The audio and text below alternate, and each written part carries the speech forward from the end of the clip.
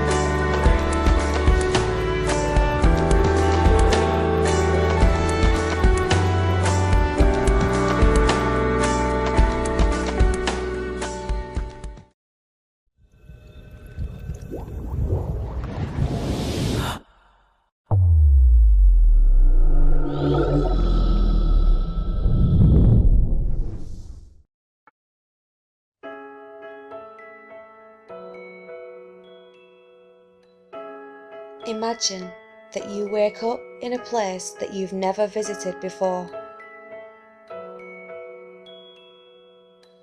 Strange colours, strange shapes, everything reacts somehow. Where are you?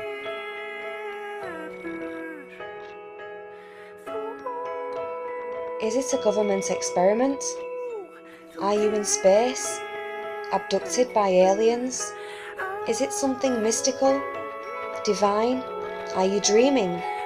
Could this be a virtual reality? Where are you? Whatever you conceive about your situation is an extrapolation from the environment in which you grew up. You cannot conceive more than that. Whatever you hear, whatever you see, TV, religion, science, friends, movies, family, etc., will provide the answer for your situation. You associate with what you already know, and thus we have discovered something extraordinary. The environment defines you. Therefore, we will try something nobody has tried before, to analyse the current environment and see if our perception about the world is based on something real.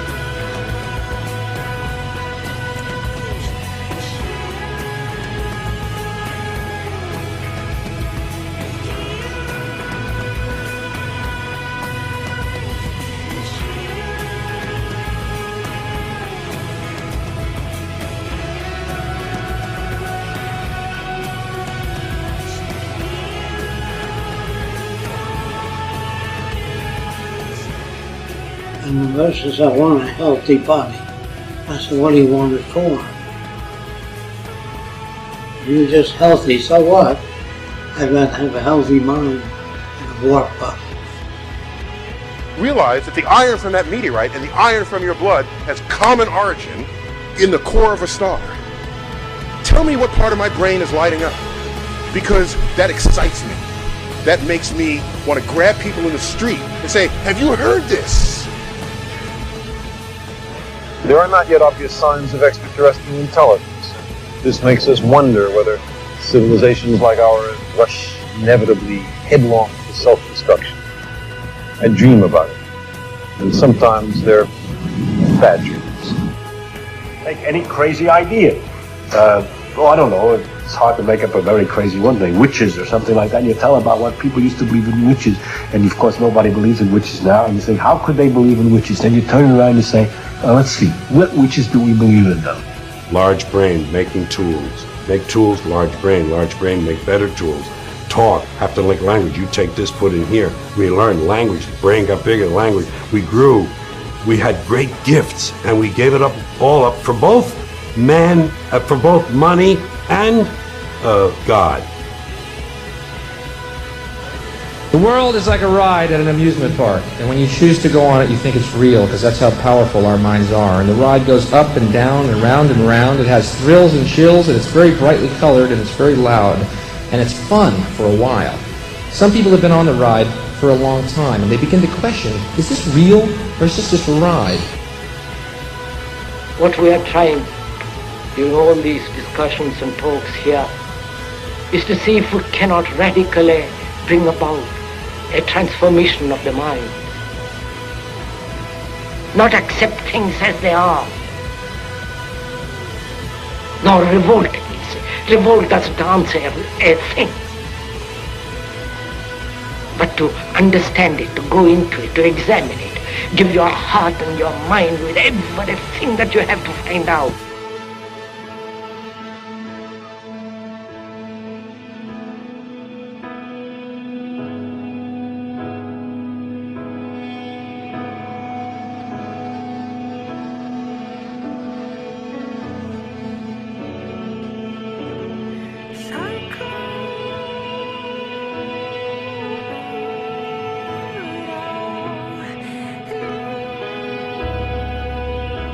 we physicists look in outer space for alien life, we don't look for little green men. We look for Type 1, Type 2, and Type 3 civilizations.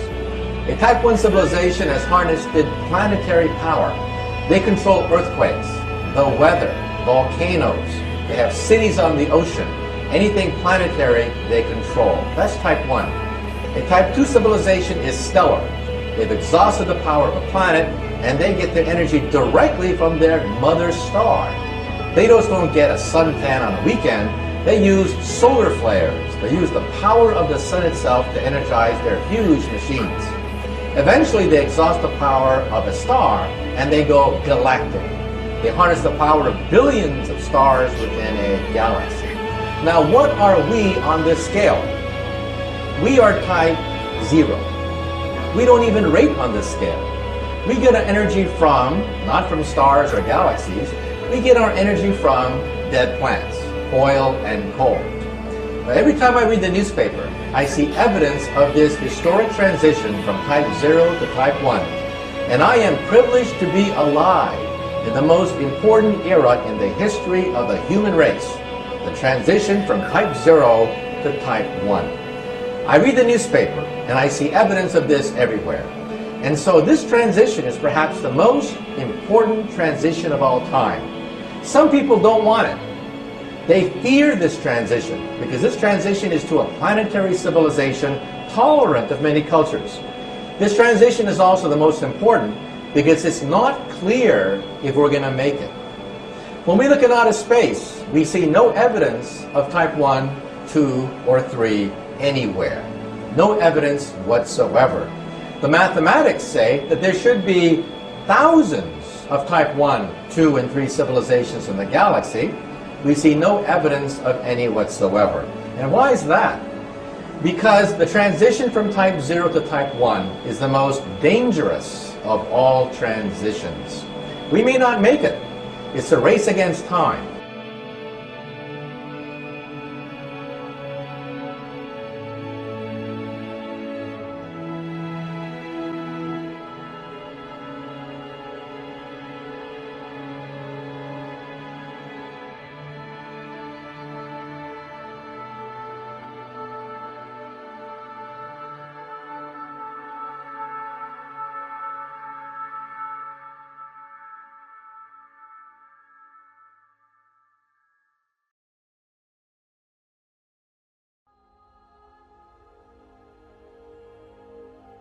If you're lucky to have an eye, look up at the night sky. You won't see much in a bright city, so head out to where it's less busy. On a clear night, the dark sky will shine light.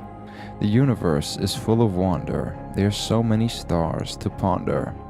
It's a never-ending mystery. Science keeps rewriting history. A big leap started with the telescope. It gave rise to understanding and hope. Distant worlds keep being discovered. Galaxies, stars, and nebulas are uncovered. Look into black holes, quarks, and dark matter. It might make you question what really matters. There's so much to explore. Curiosity will always lead us to more. We live in a vast cosmic arena, filled with balls of spinning ballerinas. We are one amongst trillions, a little dot with us human civilians. Yet we are made of the same elements. Stardust is in every earthly resident. So don't worry too much about the self, as you are the universe itself.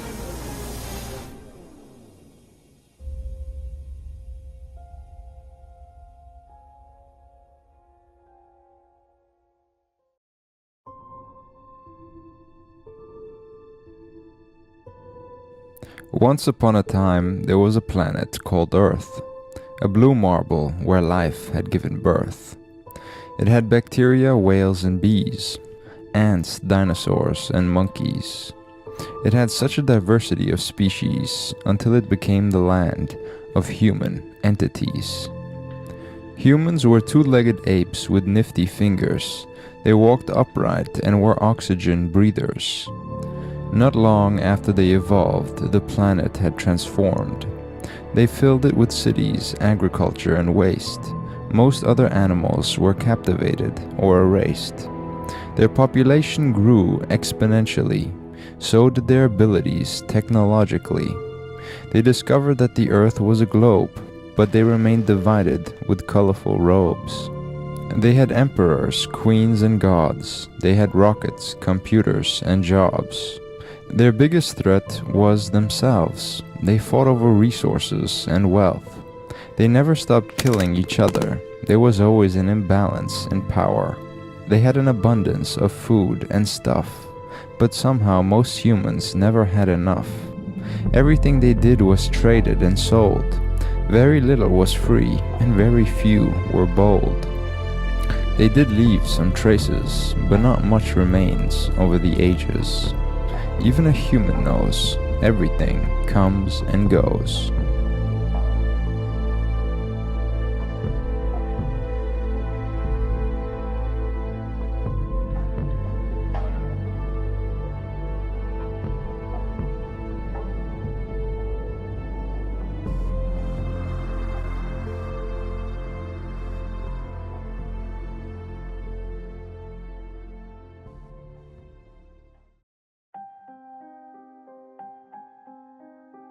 Good morning, London, New York, or Shanghai. Today's another day of hustling with prices sky high. Welcome to the cities of trade, where whatever you do involves someone getting paid. Nothing here exists without a price, so don't fool yourself with people being nice. It's a place where all human life is valued by the hour. It's a place where most are poor and a few have power. It's a place where the air is polluted. It's a place where resources are far from equally distributed. It's a place where it's very difficult to care. It's a place so busy that there are people everywhere. There's barely any nature in such a place, only endless concrete and ads shoved in your face. Forget about getting things for free. There are no handouts in the game of Monopoly. Whether you need to get from A to B, you'll be forced to pay a fee. Whether you're in need for some food, you better have money to spend, or else you're doomed. Or whether you need a place to stay, never forget that you always have to pay. So everyone's tense and stressed out. Trading money, data, and time is what it's all about. You better start rushing to school or work. This isn't playtime, people, so wipe off that smirk.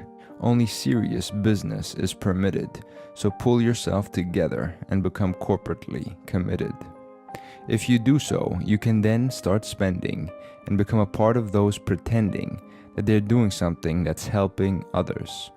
But really, the very act of trading prevents humans from accessing today's abundant goods and services that they need and want. So keep on hustling and ignore all those that are begging, because this trade game that we are playing doesn't seem to be ending.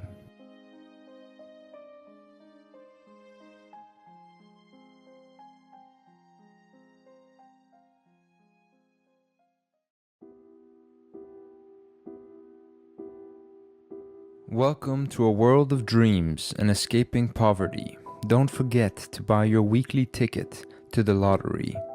If you play, you might cruise away in a new yacht. If you play, you might win the Mega Millions jackpot. You will probably take your chances, as you know you're fucked by your circumstances. Like always, you will lose, but lucky for you, there are endless avenues. So you're headed to the casino, still dreaming about that island in Puerto Rico. You'll order a drink, then roll the dice. In your mind, you're about to board the yacht to paradise. You'll keep playing the game, but the outcome will remain the same. The house always wins. The money always flows to the kingpins. Your reality remains a life of struggle, unable to escape the everyday hustle, trying to solve the trade game's unsolvable puzzle. Maybe you shouldn't gamble. Maybe you should just work harder and lead by example. Maybe you should just accept your reality. Maybe you should save that lottery money. Or maybe you can find something worth pursuing. Maybe you can get rich by doing something you like doing. Sadly, here's what most likely will happen. You'll slowly forget about your passion. You'll be forced to sell yourself for money or some corporation. You'll become a part of some trade-based exploitation. You might get lucky and start making some dough, but you'll still keep gambling as you'll be stuck in this show. Whether it is betting, the lottery, and the casino, or whether it is stocks, social credits, and crypto, there is no way of winning in this game, because even if you make it, you'll be corrupted by more money, power, and fame. Instead of a trade game where human hopes are reduced to gambling, let's make things trade-free to allow human lives to be much more exciting.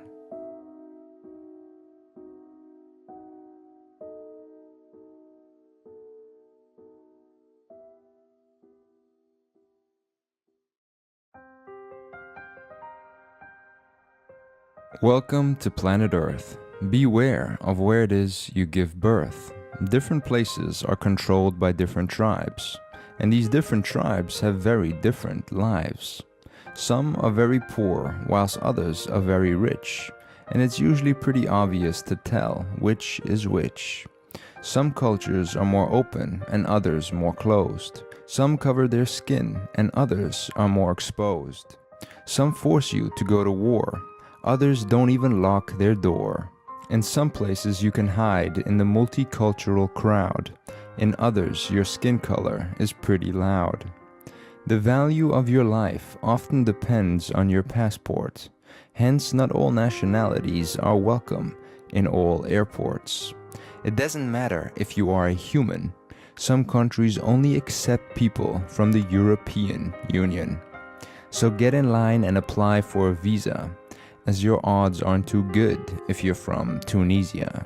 In the meantime, you better start adapting, as most locals aren't very culturally understanding. Of course, these aren't really issues if you're rich. Money makes continents and countries much easier to switch. The world we live in is quite bizarre. It's your ID card that matters, and not the human you are.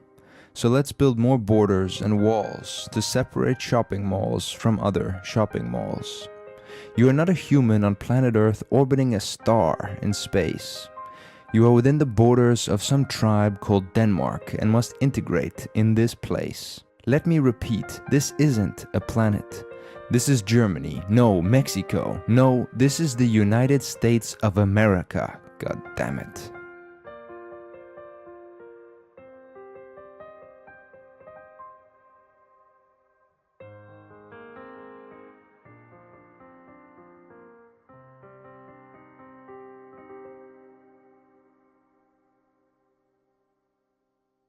The ugliness of beauty. What is beautiful to you doesn't automatically make it beautiful for others too. Your personal experiences and cultural background determine your conditioned view. From 12-inch waists to higher foreheads to elongated necks, female beauty is continuously changing and subjectively defined, so there will always be new looks and trends that pop up next. And so it goes for men, from bodybuilders to wigs to high heels to all kind of other deviations you may even consider surreal. This means that beauty is relative, culturally subjective, a completely abstract matter of perspective. It might help to think about what a born blind person might consider beautiful. It would most likely be less visual and far more tactile and acoustical. However, whether it is tall, short, loud, quiet, obese, skinny, bold, hairy, black, tan, or white, human attraction is so diverse that it's impossible to say this is wrong or right, except for yourself, your own culturally shaped appetite. Fashion, looks, even music, paintings, and architecture change year after year and from place to place, so don't worry too much about what other people are taught to think about the structure of your face. But we all know that's not easy, with all the advertisement designed to make the average person feel insufficient and insecure, just so the cosmetics industry can make billions of dollars selling more makeup, Botox, and all kind of surgery as the well-marketed cure.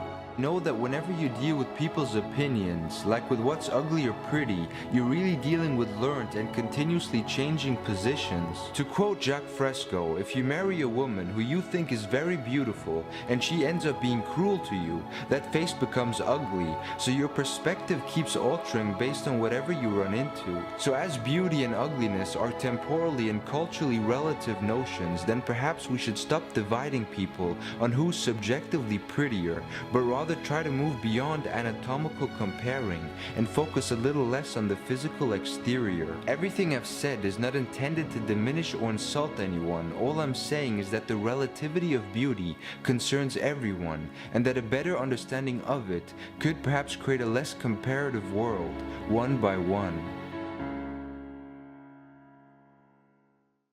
To understand more, please read the Trom book, The Ugliness of Beauty, on tromsite.com.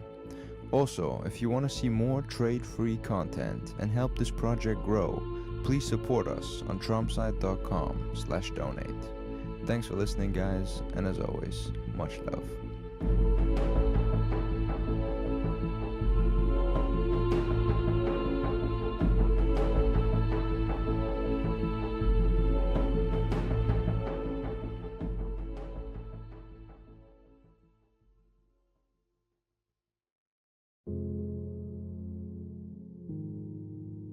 Welcome to the game of Monopoly. Pick your piece and place it in this trade-based economy. The goal of the game is to win, get the most money, land, and properties. So let's begin. Roll the dice and play your luck. Also watch out that nobody steals a buck.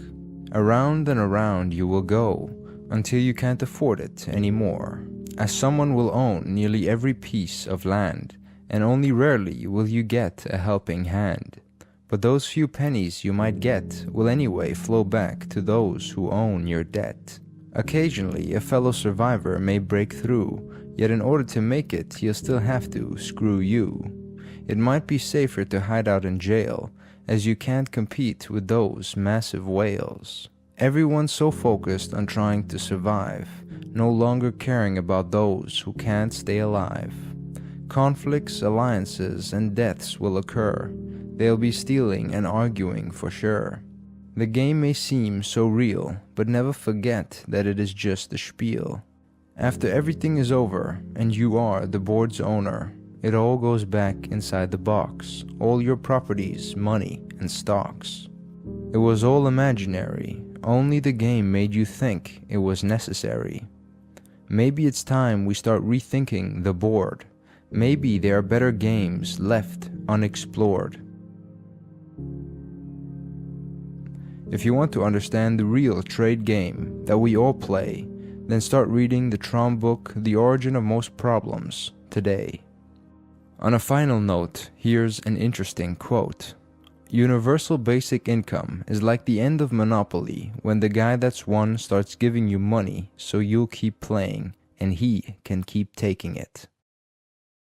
To understand more about today's Monopoly game, please visit tromsite.com. Also, if you want to see more trade-free content and help this project grow, please support us on tromsite.com/donate. Thanks for listening, guys, and as always, much love.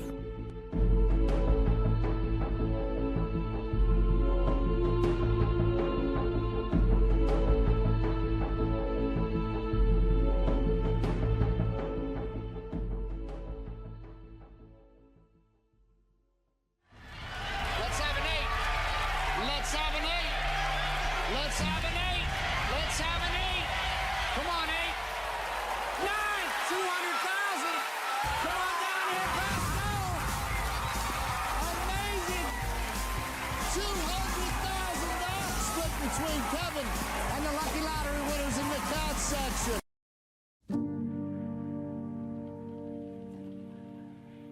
The trade world we live in can be a very lonely place. Cities seem to have isolated humans into concrete buildings with very little space. Spaces where most don't even know their next-door neighbors, as the cold world we live in makes people fear strangers. So instead of going out and connecting with others, most stay inside and are glued to screens with hypnotizing colors. But even outside, the bright colors follow people wherever they go, submerging human minds into small and mega screens that glow. The economic game we play has taken us far away from community and companionship. That's partially because our system reinforces competitive behavior rather than unity and friendship.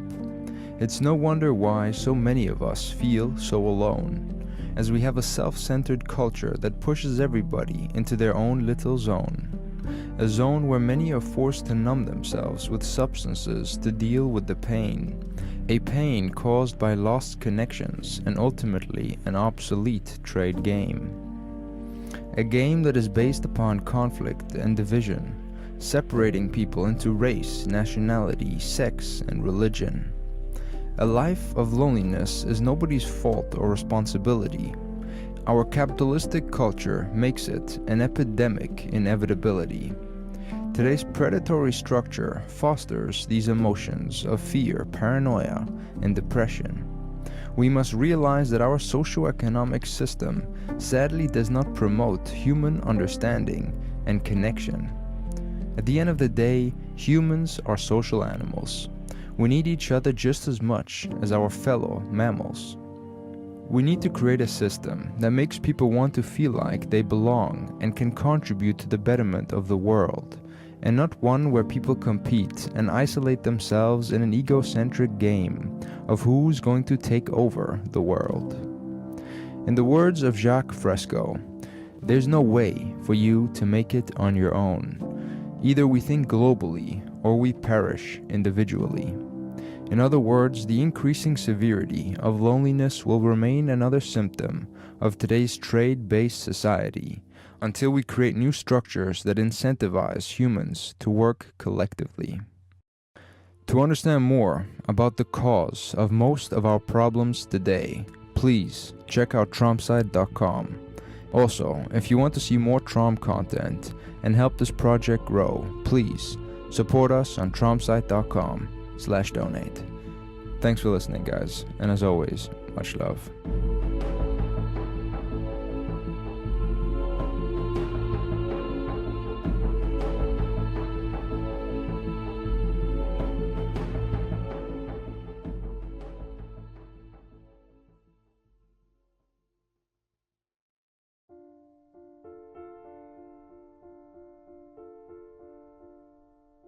We live in a world with Instagram pics of bodybuilders, boobs, and butts.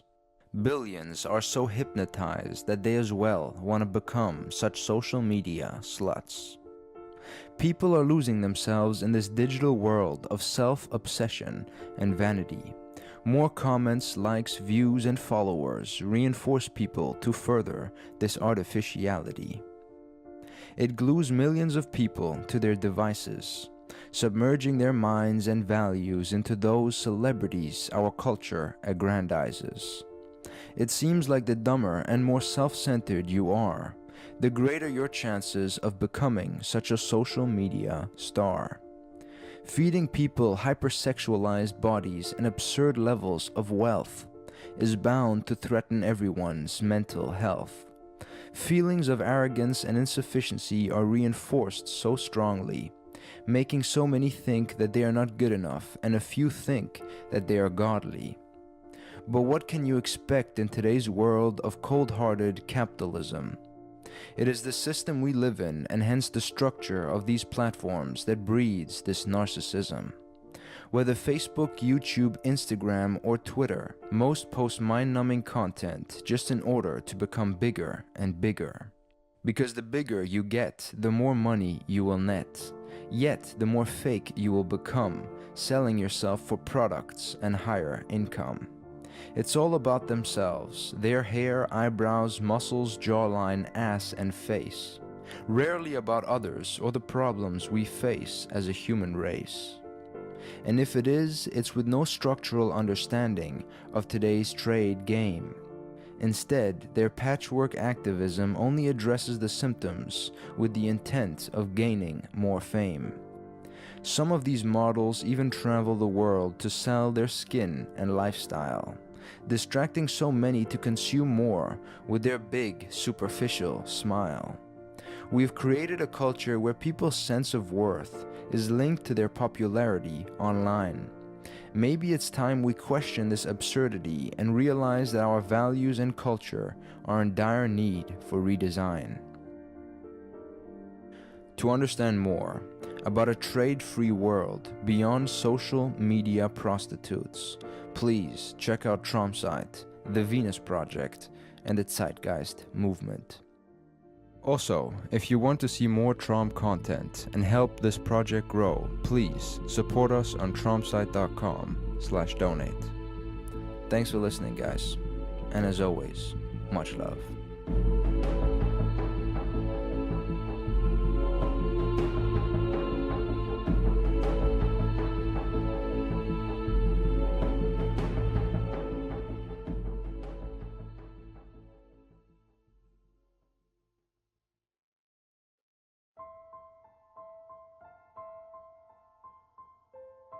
I don't believe we humans can continue on this planet with capitalism, socialism, communism, fascism, or whatever other ism you can think of that only operates within the confines of today's outdated trade system.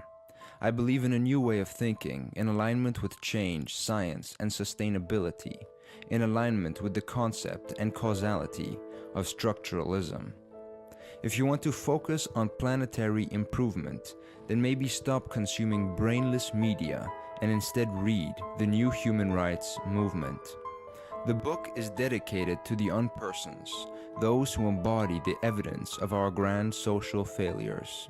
And the wisdom gathered in it shows how building a new, sustainable social model could radically improve human relations and behavior. The author Peter Joseph shows that most social activist organizations only protest and fight against symptoms of the real issue. Symptoms like war, poverty, inequality, crime, violence, and corruption that actually are all caused outcomes of today's market structure from a systemic point of view. To the market, these problems are simply labeled as a negative externality, despite there being much better ways to distribute and share the planet's resources that does not excuse and threaten billions of people's reality. One also learns that our problems will not be solved by rich people's vanity-driven philanthropy. Their donations keep increasing, yet interestingly enough, so does global inequality, on top of the fact that they are extremely unlikely to question the very structure that rewarded them all their notoriety. Studies clearly show that the richer you get, the less you proportionately give. Maybe that's because millionaires and billionaires become so out of touch with how the average human lives. Peter exemplifies in the book how our mental health, physical well-being, and social inclusion worsen in a society with higher inequality. The economic system around us really dictates the extent of a population's relative and absolute poverty. All this makes me understand that today's free market is anything but free. It only serves and benefits those with the most economic leverage. It even reinforces companies to control and sell water as an artificially scarce beverage. We must stop looking at things as self-imposed or fixed. Everything, including our own behavior, is simply a link in an endless chain subject to the surrounding matrix. Our human rights must be integrated into the very structure of the social model. Otherwise, they will never be realized regardless of what is judicially lawful. The fact that murder is illegal doesn't stop humans from being lethal.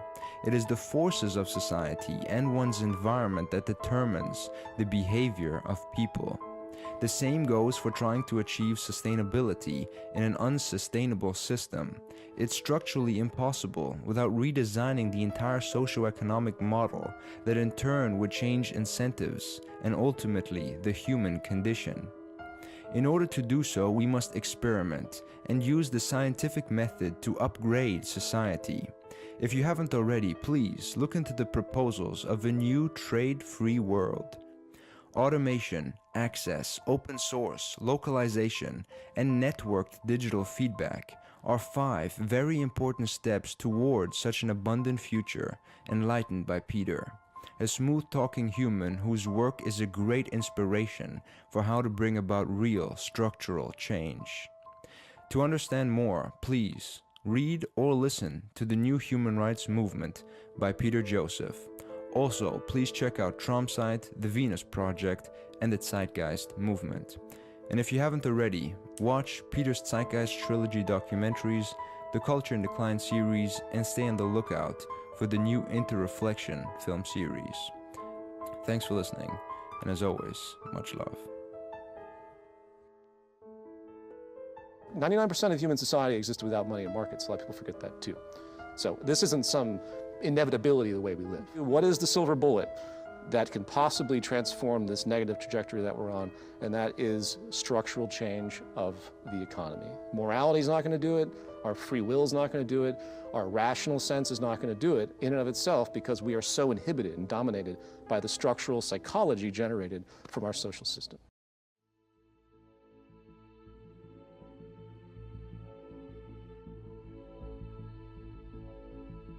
Also, if you want to see more Traum content and help this project grow, please support us on traumsite.com/donate.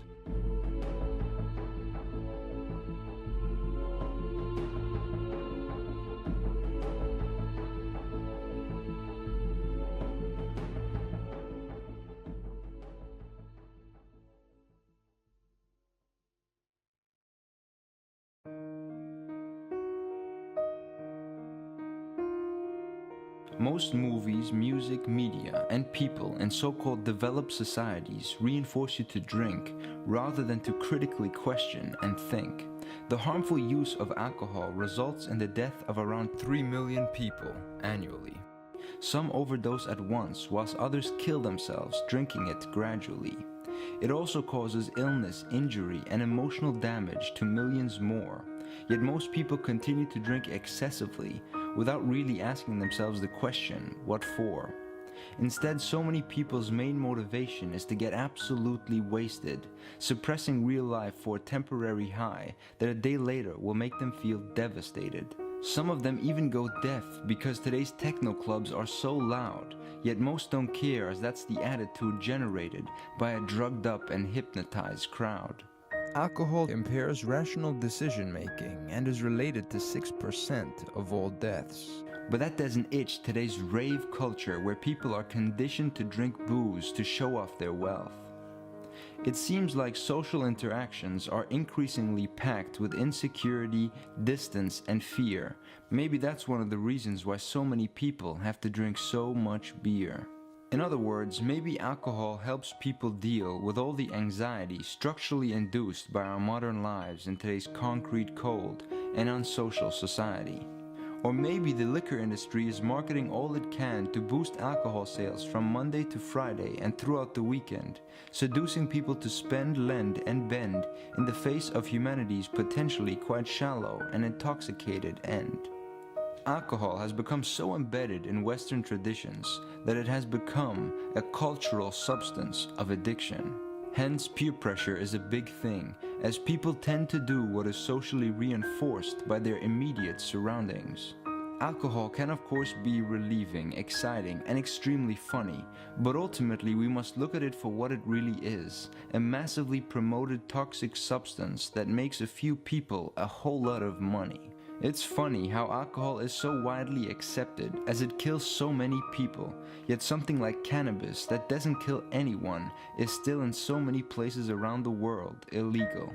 Our values seem twisted. Instead of a culture that reinforces health, curiosity, and social inclusion, we have one that pushes emotional and physical suppression through alcohol, which if you don't consume, will separate you from many members of today's modern Western society. I am not saying that one should never drink alcohol, or that it is terrible for all. I enjoy a drink here and there as well at times, but what I am saying is that having a social structure that fetishizes and pressurizes so many people to misuse such an intoxicating substance is deadly, unacceptable, and needs to be changed. There's so much more to life than to get completely wasted every weekend or to overdose on some substance. To understand more, please check out how Iceland has significantly reduced the abuse of substances and alcohol over the past decades through fun activities, education, and sports.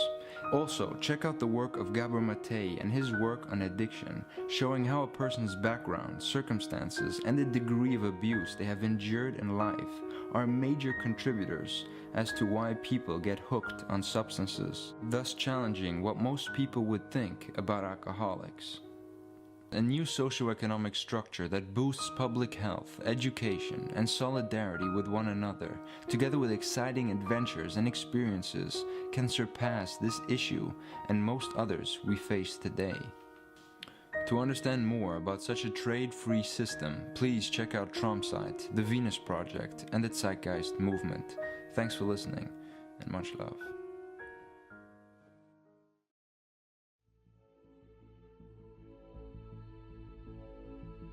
Also, if you want to see more Trom content and help this project grow, please support us on tromsite.com/donate.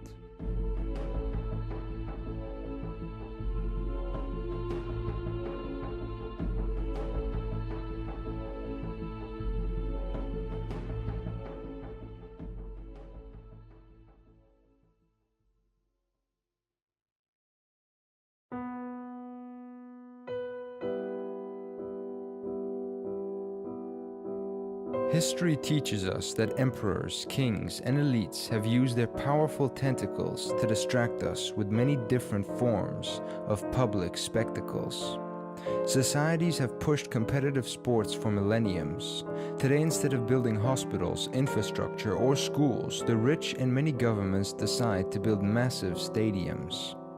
Rather than educating people to explore nature and be critically inquisitive, we distract billions by reinforcing them to be aggressively competitive.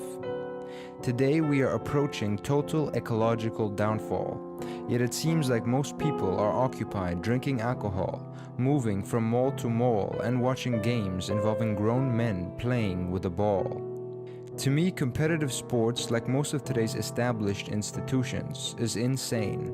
It is designed to occupy the ignorant brain with meaningless fame and an even more meaningless name, so people won't start questioning whether there are alternatives to today's obsolete monetary game, filled with suffering and mass-manipulated people where so many seem to be the same.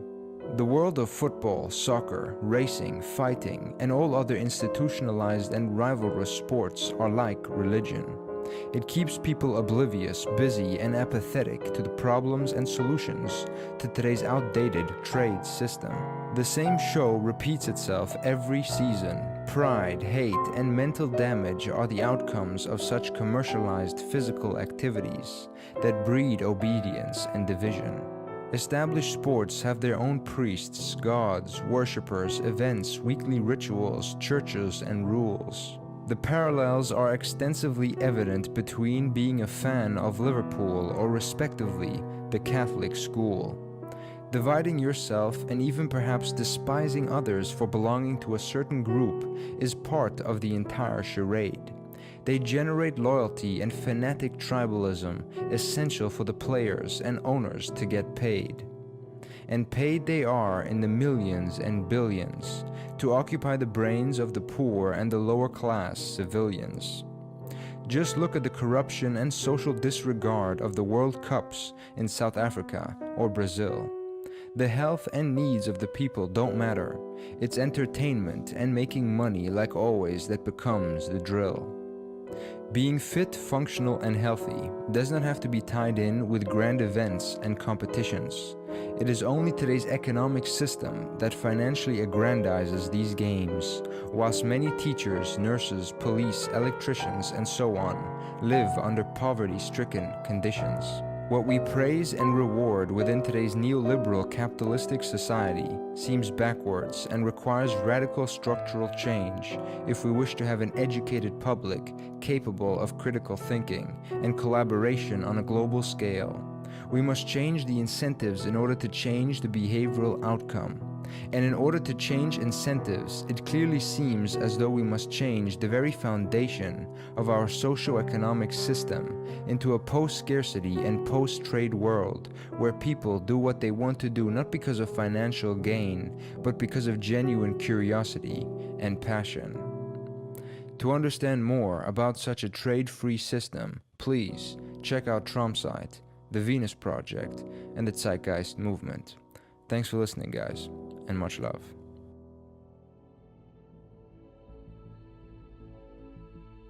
Also, if you want to see more Trump content and help this project grow, please support us on trumpsite.com/donate.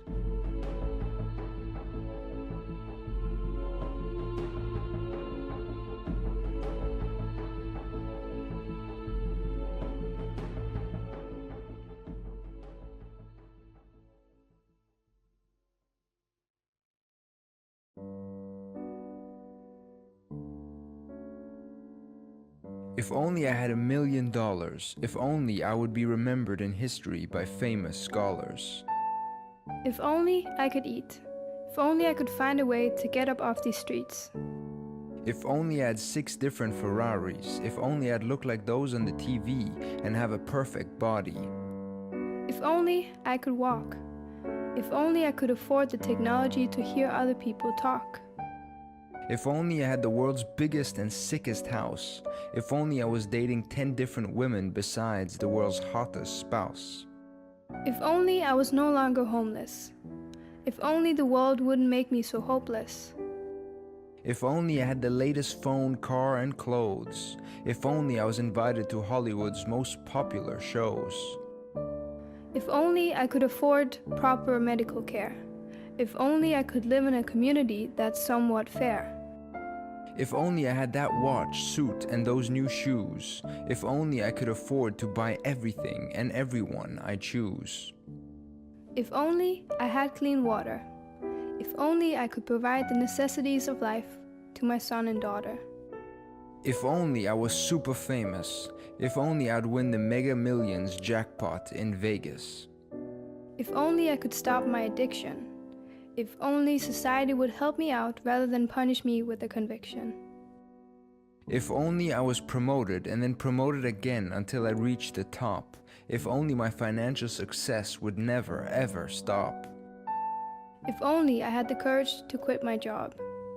If only I could live a life where I love what I do and not feel like my life's being robbed.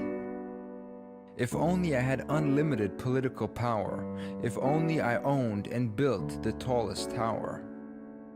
If only I could go home from this meaningless war. If only I could live in a world without nations and the threat of being poor.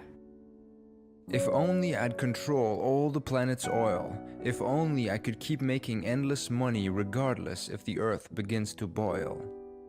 If only I wasn't under all this financial and family pressure. If only I could escape this corporate and cultural madness and live a life of adventure. If only I was the most powerful player in this possessive trade game. If only I had the most fanatic followers and was the epitome of fame. If only we recognize that technology with social concern can make everyone have more than enough food, water, stuff, and space. If only we could engineer a world where humans live as one family, one unit, one race. If only. To understand more, please look into Zeit, the Zeitgeist movement, and the Venus Project. Thanks for listening, guys, and as always, much love.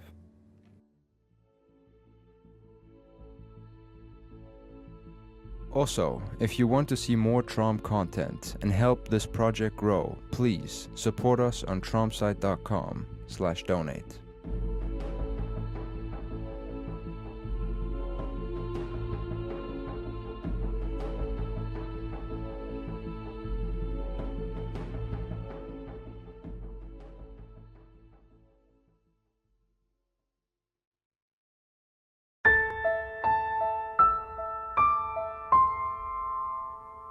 Humans killing other humans on a mass scale has always been a part of humanity's quite brutal tale. From hands to stones, to knives, to guns, to atomic bombs, and so forth, the destructive power of humans now threatens all life on planet Earth. The reality of war is very foreign for some, yet extremely real for others. Just imagine the complete destruction and loss of your home, culture, childhood, friends, sisters, and brothers. Sadly, the free market has no consideration for how that would feel. Instead, it reinforces the rich to profit off another billion-dollar arms deal. Far over 100 million people have been killed in the wars of the 20th century alone. It really is the most primitive and brutal waste of lives, resources, and time humanity has ever known. Some estimates for the total number of humans killed in all wars in history goes up to 1 billion people. And until this day, so much is still invested into making drones, battleships, tanks, and all kinds of military equipment more and more lethal. Currently, we also have more than 100 million soldiers worldwide. The task of these people is not to protect the human race from another species, but instead it is to fight and kill other humans with dividing beliefs of national pride. Many believe being a soldier is a very honorable thing. That seems like a highly subservient point of view, as it's always the poor who die in battle and never the king. To me, real honor has to do with unity, understanding, and non-violently refusing. We must shift our attitude from one of fear and aggression to one of courage and compassion before we all end up losing. Just like those who lost their lives in Nagasaki and Hiroshima, Nazi Germany, Rwanda, Armenia, Russia, Iraq, and the list would never end. We have to start understanding who benefits and why we have war if we truly wish to change and transcend. Sadly, the causes of war are still not properly presented in today's average history class, as most books don't touch upon false flag operations, the military-industrial complex, and the upper banking class. Students need to learn that the mess in the Middle East is not an error. It is a highly profitable situation where big oil companies, arms dealers, and banks make insanely high amounts of money off manufactured terror. They also need to learn that there is a big difference between what is reported by the mainstream media and what is actually going on in places like Iraq, Yemen, and Syria. War is unacceptable, yet in today's market system it is structurally inevitable. Hence, in order to overcome it, we must design a new socio-economic model where profiting from mass murder is systemically impossible. Maybe, instead of spending so much time and resources on how to improve and profit from mental, physical, racial, geopolitical, and ultimately self-destructive torture, we should invest our energy on creating new sustainable and peaceful social structures where we use understanding rather than violence to bridge our differences in culture. To understand more about the potential to create a world beyond war, please check out Zeit, the Venus Project, and the Zeitgeist movement. Thanks for listening, and much love.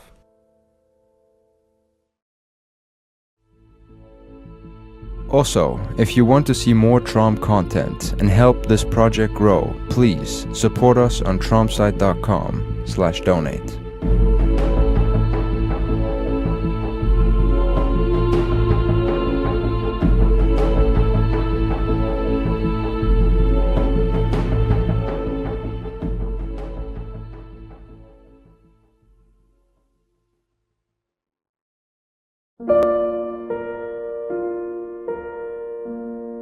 Almost every form of celebration is now tied in with material presentation, waving the flag of a nation, and other forms of disposable decoration. In the Western world, Christmas, birthdays, and wedding expeditions have gradually turned into increasingly material traditions, developing a culturally reinforced habit of consumeristic repetition. So many humans are patriotically waving a flag and distinguishing themselves with branded impractical handbags in today's crazy shopping culture where everything has a price tag. Ho ho ho, sorry, but no. This metaphysical materialism has got to go if we want to save our species from the cyclical consumeristic flow. But corporations don't want their profits to stop, so they'll continue to reinforce people to shop and pop fancy champagne to an insanely loud beat drop. Capitalism is all about who controls stuff, owns the newest stuff, the most stuff, the shiniest, coolest, and fastest stuff, and has thereby created a mentality where what you have will never ever be enough.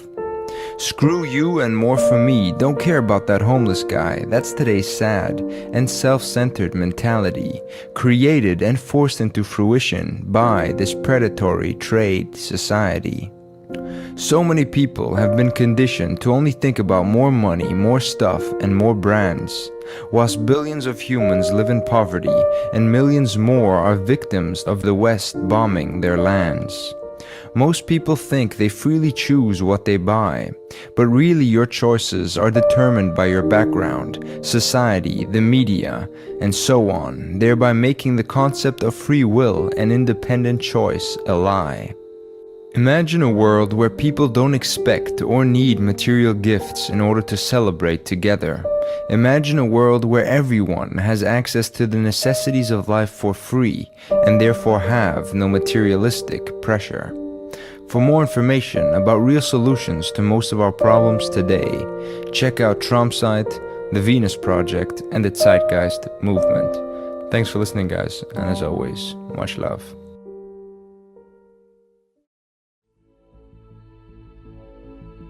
Also, if you want to see more Trom content and help this project grow, please support us on tromsite.com/donate.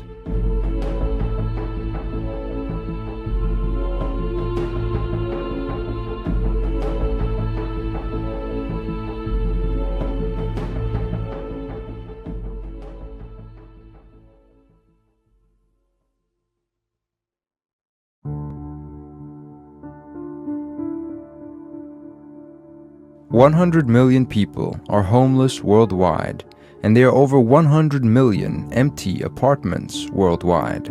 Why those homeless are not living in those empty apartments is still beyond my mind. In today's self-entrapped world of the so smart mobile phone, it has become much easier to ignore all those that don't even have a home. How many homeless people have you walked past on the street? How many times have you tried to put yourself in their shoes, watching all those passing feet? Why are they begging and nobody's helping? Why is there more food than ever before, but nothing for them to eat? With the amount of money the United States spends every year on Christmas decorations alone, they could easily eliminate their issue of homelessness. It is really not that difficult to overcome most of our problems today if we gather and work collectively and not get sucked into the predominantly reinforced culture of hopelessness. Why does modern society make you feel like you're all on your own? Why can't we build a future where nobody is categorized as a negative externality and thrown out into an artificially scarce society where you're all alone? As many as 1.6 billion people lack adequate housing, and people are still defending today's outdated market structure, which is depressingly astounding. Governments are using metal spikes to deal with the homeless, and unless we change the structural forces that generate such backwards type thinking, there will be little to no improvement to such coldness. In today's society, we take better care of those in jail than those on the street. Those behind bars are given beds, sheets, clothes, food, water, and much more, whilst the homeless struggle every day just to get something to eat. Homelessness is not an accident or a fixed social condition. It is the inevitable outcome of a very unequal and obsolete market system based primarily on ruthless and predatory human versus human competition. It will take a completely new socio-economic mission where we instead use science and technology to design an emergent system that makes sure everyone has access to clean water, clean air, healthy nutrition, relevant education, and of course proper accommodation.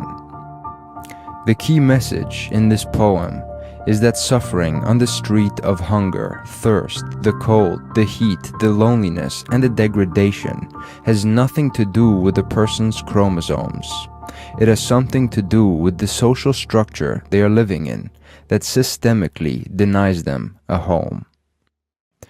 To understand more about real solutions to homelessness and most of our problems today, please check out Tromsite, the Venus Project, and the Zeitgeist movement. Also, if you want to see more Trom content and help this project grow, please support us on tromsite.com/donate. Thanks for listening, guys, and as always, much love.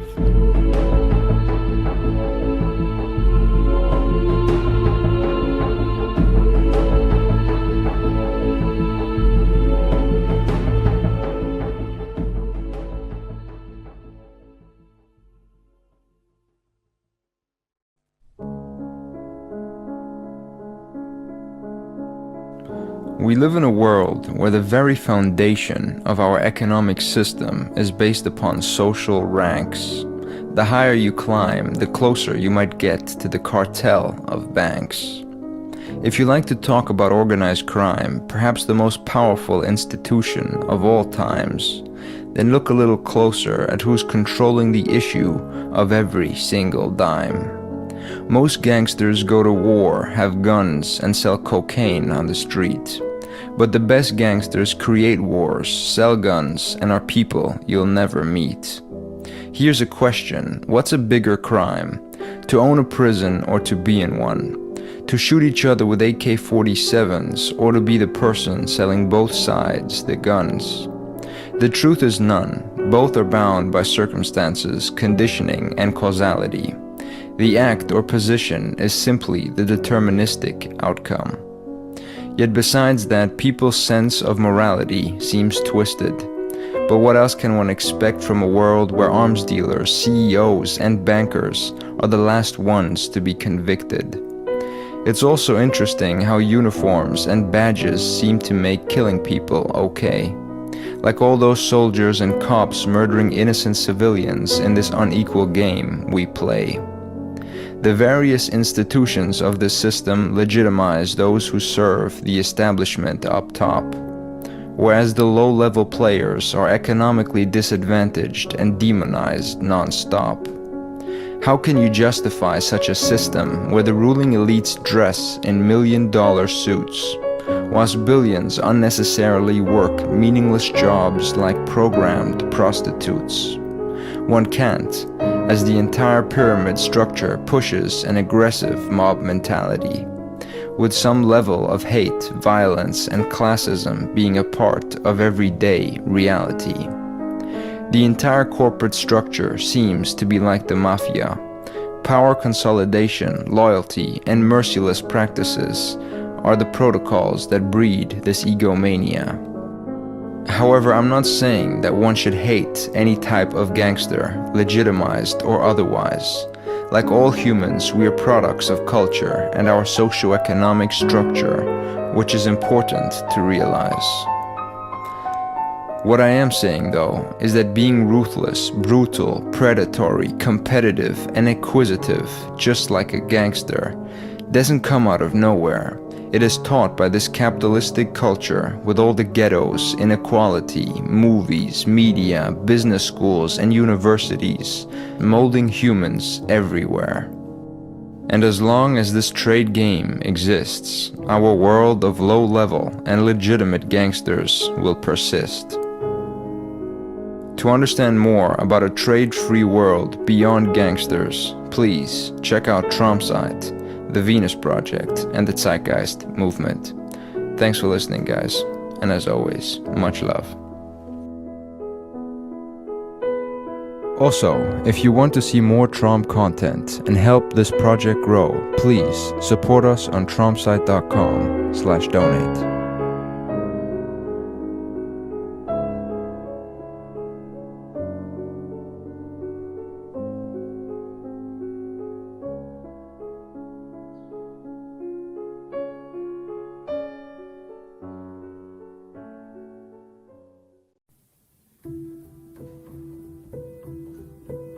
It seems like the modern world traps most people in a self-centered bubble. Everyone's too busy keeping their head above water that they can't see beyond their own economic struggle. How can you care or help someone in trouble if you yourself are stuck in capitalism's ruthless everyday hustle? For most humans, the market has made it impossible to survive without submitting to the rules of the rat race. Deviate, don't play, or revolt, and you will most likely be ostracized, neglected, and put in place. Working most of your life for some corporation or business like a slave probably has a lot to do with school, family, and society indoctrinating you on how it is you should behave. Our predatory world consists of a whole lot of sharp elbows. Most people fight about who's got the most expensive house, the fastest car, and the shiniest clothes. That's it. Clothes and shows seem to be all the average person really knows. Science, technology, and critical thinking are simply made irrelevant to the masses, I suppose. But I know it's difficult to think critically if you're in an environment that rewards ignorance and also messes you up physically. Our daily lives are strongly influenced by social pressure and our economic circumstances. Hence, even when someone wants change, they rarely risk or can afford to take any serious stances. So like rats shoved into a train, the daily hustle continues, forcing most to play today's ruthless and consumeristic everyday game. But that's not how it must be. Through education and by looking at our problems from a structural point of view, you might be able to see that it is possible to create a new system that surpasses this daily hustle of you versus me, of them versus us, of division, materialism, and coldness, of most people's daily monotony, of the psychological suppression that comes with working for someone or something you don't believe in for most of your life. Today's outdated labor for income system in our polluted and disconnected society is not working any longer. Most of today's jobs are completely unnecessary and a part of an old and unsustainable economic system. A system that hasn't always been around and will certainly disappear one way or another. One way could be by re-engineering it into one that fits our technological potential and the wisdom that we are all in this together as one big species. There is no need for subservience, exploitation, financial pressure, competitive behavior, and most of our problems today in a technologically advanced world of abundance. If you haven't already, please come discover a trade-free world at the Venus Project, the Zeitgeist Movement, and Trom. Thank you for listening, and much love.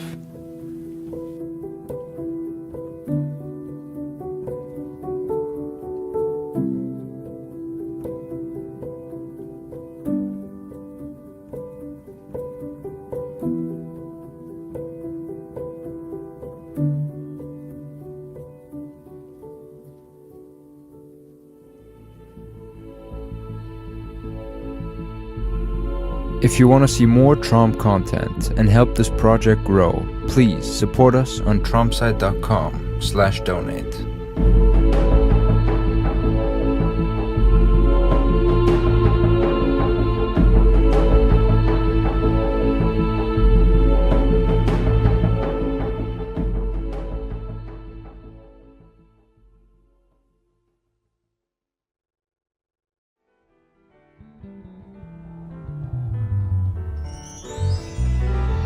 Are you tired of all the old games we keep playing? All the corruption and crime in our system? The endless fighting and bickering with our politicians? While nothing really gets done and everything seems to just get worse? Welcome everybody, I'm your host, Steve Saylor, and thanks for dropping by to play Designing the Future, the new home version of the game that's sweeping the nation, and I mean really sweeping because it is one big old mess we've made for ourselves. Okay, we're just going to stop this for a second. I know this seems kind of silly. Let me just quickly tell you why I'm doing this. Okay, so a few weeks ago, I'm trying to explain this to a couple of my friends, the resource-based economy as opposed to the monetary-based economy, and it might be able to solve a lot of these big problems we're facing right now. Anyway, I'm trying to explain this to my friends, which is hard to do in just a minute or two because there are some points along the way that require a little elaboration. So when they started asking me things like, what color robes will we be wearing in the cult? I said, okay, here's what I'll do. I'll make a couple of videos and explain this as quickly as I can, and you can watch those. And they said, well, okay, but it's not going to be boring, is it? Because our attention spans aren't what they used to be. I said, you babies, you big babies, what do I have to do, make a game out of this? And they said, yeah, oh, that'd be good. We like games.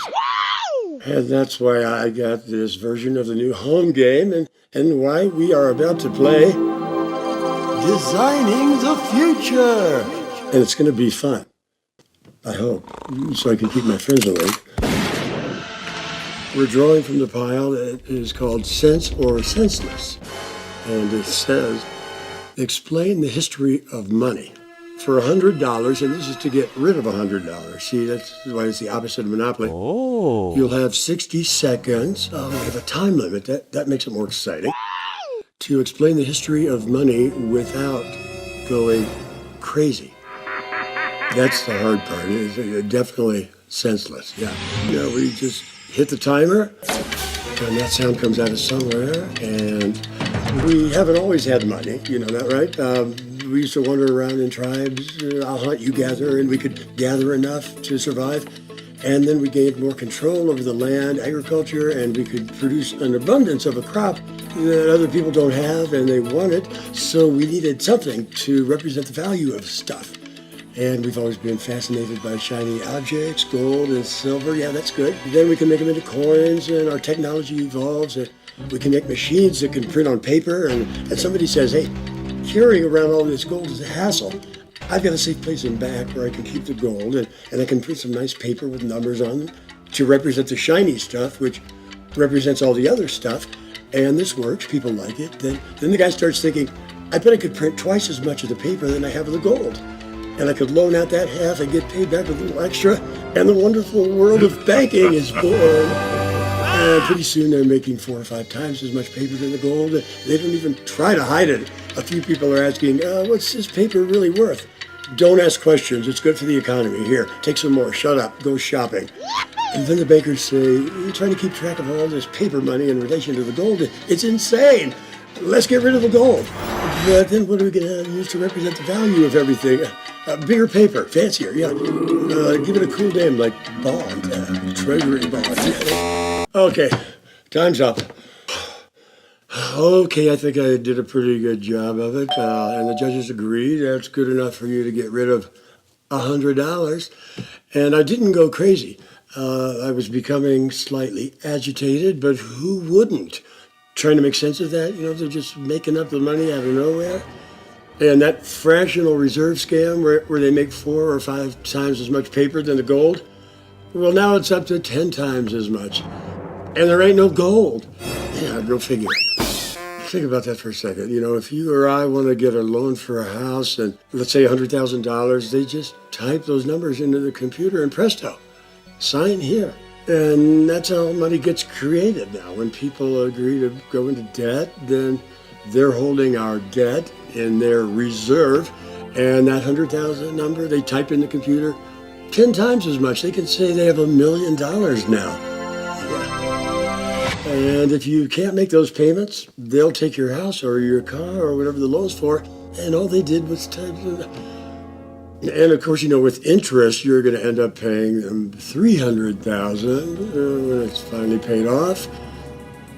And in the first few years, almost all of your payments will be going toward the interest. But then you say, hey, I'm still a little upset about this whole interest thing, but why am I paying most of that in the first years? And they say, well, that's because if something should happen to you in the near future, God forbid, we want to make sure we've been able to suck you dry before that happens. Now move along. Don't ask questions. Go shopping. Okay, cool down, relax. You got to try to laugh about this so you don't begin weeping uncontrollably. Another yes or no, 5 seconds. Is the Federal Reserve a part of our government? No. No, it's not. Lots of people think it is. I used to.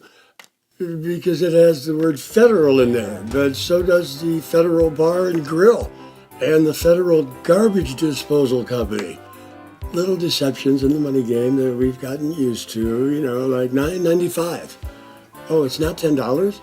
No, it's $9.95. Oh, okay, well, that's better, yeah. The Federal Reserve, that's just an independent bank or a private corporation. How does a private bank gain control of a country's money supply? I'm answering for you, and I think I know this. I know how they did it last time in 1913 and all the other times too, probably. They found out which politicians were the key players in getting their legislation passed, and they said, let's take them out to dinner. Best restaurant, food, and wine, and they said, hey, we've heard what some people are saying, this may not be in the country's best interest, but they don't understand. Look, you've got enough to deal with right now. You don't want to get involved with this money game. We know how to do this. Yeah, it's what we do. So we'll make the money, we'll give it to you. You can pay us back with a little interest. Yeah, that's the way it works. Oh. Here, let me fill your glass. There we go. Oh. We're thinking of changing the name from Central Bank. Get bank out of there. Central Reserve, maybe, or Federal Reserve. Yeah, that could be just misleading enough to get you off the hook. So we'll handle everything. You won't even have to look at our books or worry about regulating anything. By the way, that word regulate, how much to get that word out of your vocabulary? More? Regulate, regulation, regulatory, any form of the word. No. More? Sure, we're going to print some more tomorrow. Re-elected? Of course we'll make sure you get re-elected. Don't worry about that. Hey, do you have a date tonight for the party? Because we can set you up with... Yeah. And that's how they did it. Pretty much the same way it's done today. No, exactly the same way it's done today. All right, anyway, you got rid of another $200. You're doing pretty good. Hey, I believe it's my turn. I got a 5. 1, 2, 3, 4, 5. Back to the quickie pile. And we're headed to the cemetery. Ooh, wow. According to police reports, there have been numerous sightings recently. People have begun seeing the free market hanging around the cemetery late at night with a shovel in its hand, digging its own grave. Okay.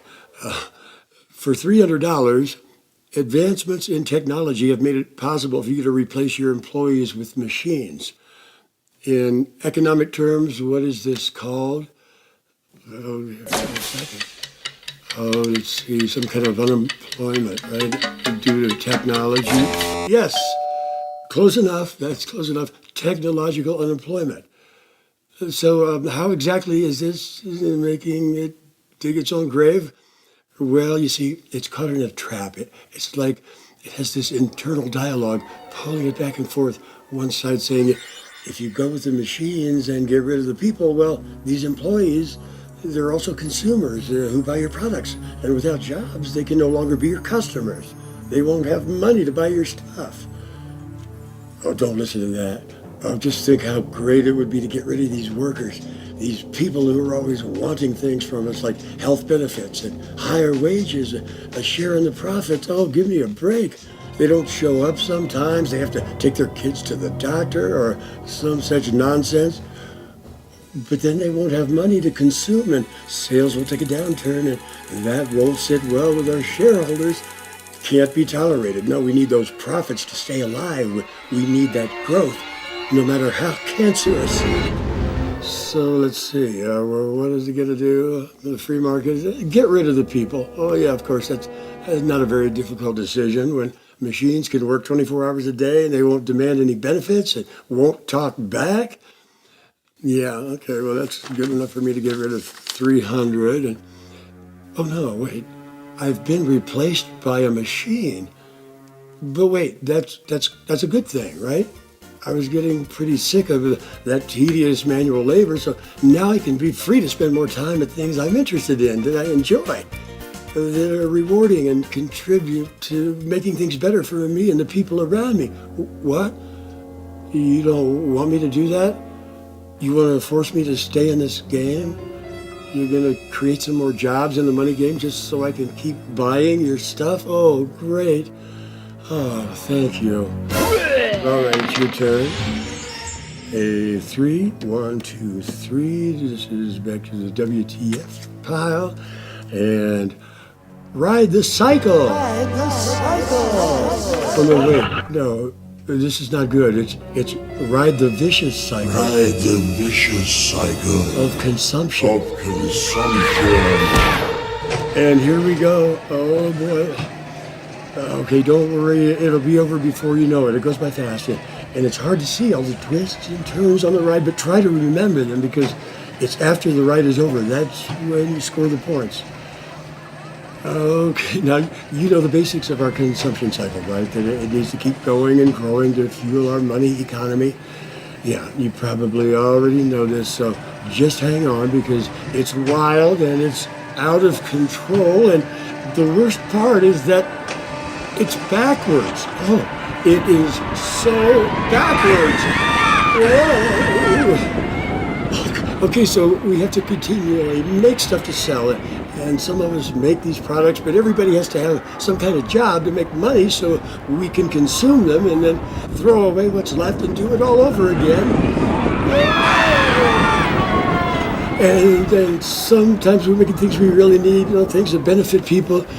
But sometimes, no.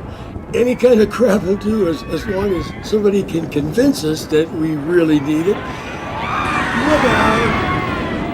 And we have to keep the cycle going or the economy breaks down. So should we be using the best materials to make quality products that are built to last? No! Oh, but if we're going to keep selling more to make those profits, then we have to make them built not to last. Look out! So we need a plan, okay, to make our products become obsolete in a hurry. Yes, and we'll call it planned obsolescence. Whoa. Oh my goodness. Let me off of here. I want to get off this ride.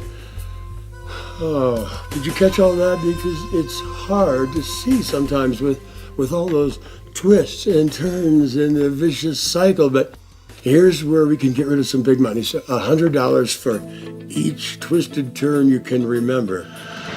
Anyway, you see what I mean when you take a good close look at the money economy and the vicious cycle? How we lose at every turn? A 5, 1, 2, 3, yes. We are into the future now from a new pile of possibilities, yes. Alien abduction. Alien abduction. Oh, no, wait, this is a good thing. Alien abduction! Yeah, this is gonna be good. And the ship is on its way, and everybody can come along for the ride. Hey, don't worry, there won't be any needles or poking or probing.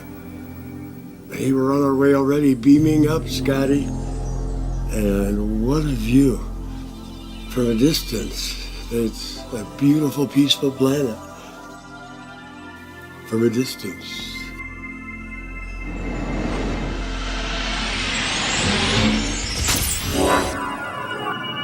And now we're beaming inside the ship, and the aliens don't look all that different from us. They don't look threatening. They tell us to sit back and relax as this huge screen with super high def lights up and begins showing us pictures of a planet. And it's so beautiful, we're not sure at first if it's our Earth, but it is. And they tell us that we're lucky to call this place home. Not all planets are so abundant with life and natural wonders and resources. And we'd have to agree, especially when we take the time to see it from a different perspective. And they say, yes, it's quite miraculous, the land and the water, and the animals. Then the pictures begin to change. Not so beautiful anymore, but rather dreadful, disturbing. And they say, But we're not so sure about you, the way human beings are behaving, the way you treat these things, and especially each other. Then the images are gone and they look at us and they just say, why? Why do we do this? Treat each other, I don't know, because that's the way it is. There's not enough for everybody, so some people have to starve and suffer. No, they say, you have more than enough resources to provide food and shelter for everyone. We just scanned your whole planet, the land and the water and all the natural resources. They showed us all these papers they printed out. They say, you could do this yourself. Not as quickly as we did, of course, because our scanners are top of the line, built to last. Oh yeah, that built to last thing, we need to work on that.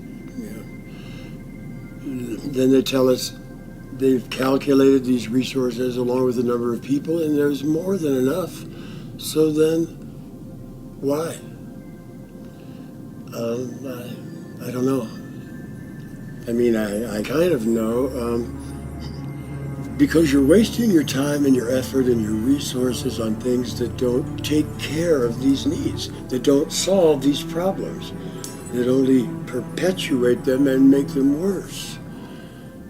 Yeah, having just taken a good look at the consumption cycle, we know what that ride is all about. We just don't know how to get off it. You put one foot in front of the other and you get off it. You get rid of everything that doesn't contribute to the solutions. Everything, like our armies, weapons, our militaries. Yeah, that's easier said than done. People have been saying this for decades. If we could just take all this money and energy and resources that we spend on making things to kill each other and spend them on taking care of each other, then maybe you better do it in the future, starting right now, if you want to have a future. Whoa, that almost sounded like a threat. Maybe these aliens are the intergalactic exterminators making the rounds and getting rid of the messy tenants that are trashing their homes. That's probably what we'd need to get off our butts and do it. Someone to say, stop burning the dirty fuel and polluting the atmosphere and stop killing each other and grow up, or else we spray. Yeah. They say, get rid of your killing machines and all these meaningless games you've created with that worthless paper. Oh, you mean money? Yeah, what the hell is that all about? All these things you occupy your time and energy with that aren't relevant to people, to the needs of your species. Get rid of them, then get busy putting your house in order. Yeah, but what if we can't do it? What if we can't figure out how to go about that? How do we even begin? Some people would say, well, we should do this first, or work on that, and we'd end up arguing about it because it seems that's what we people do. It should be obvious. We could tell you how to do that in 2 words. The alien reaches over and pulls this page, it shoots out of the printer, and it's just 2 words. It says computer chess. Yeah. Oh, computer chess, okay, yeah. Then he reaches over and hits a button and says, you have 60 seconds. Oh, no, what? I didn't think we'd be playing the game up here. Really? Oh, geez, and what does this mean? Is this like a clue or a riddle? Yeah. Oh, no, that means we have to think, and we don't really like to do much of that. But the clock is ticking.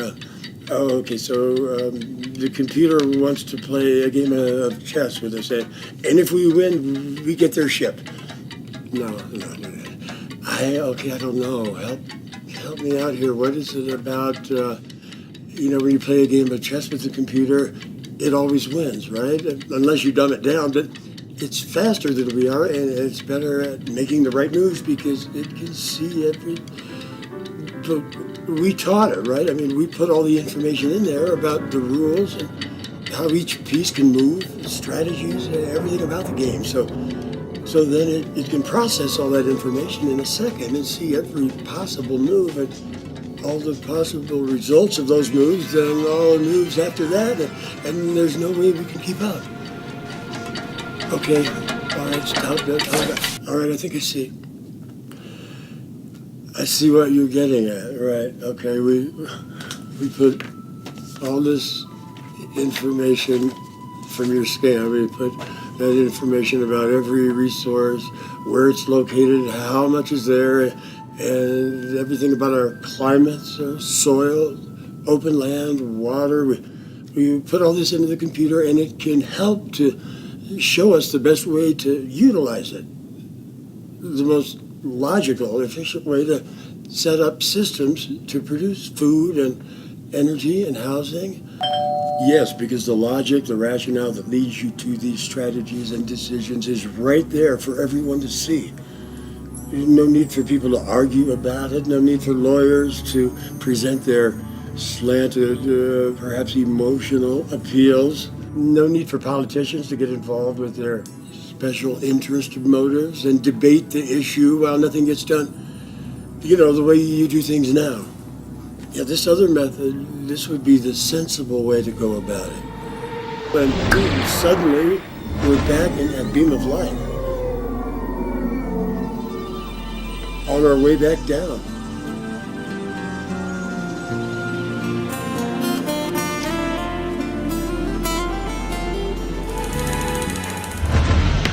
You roll a 6, back to the sense or senseless pile.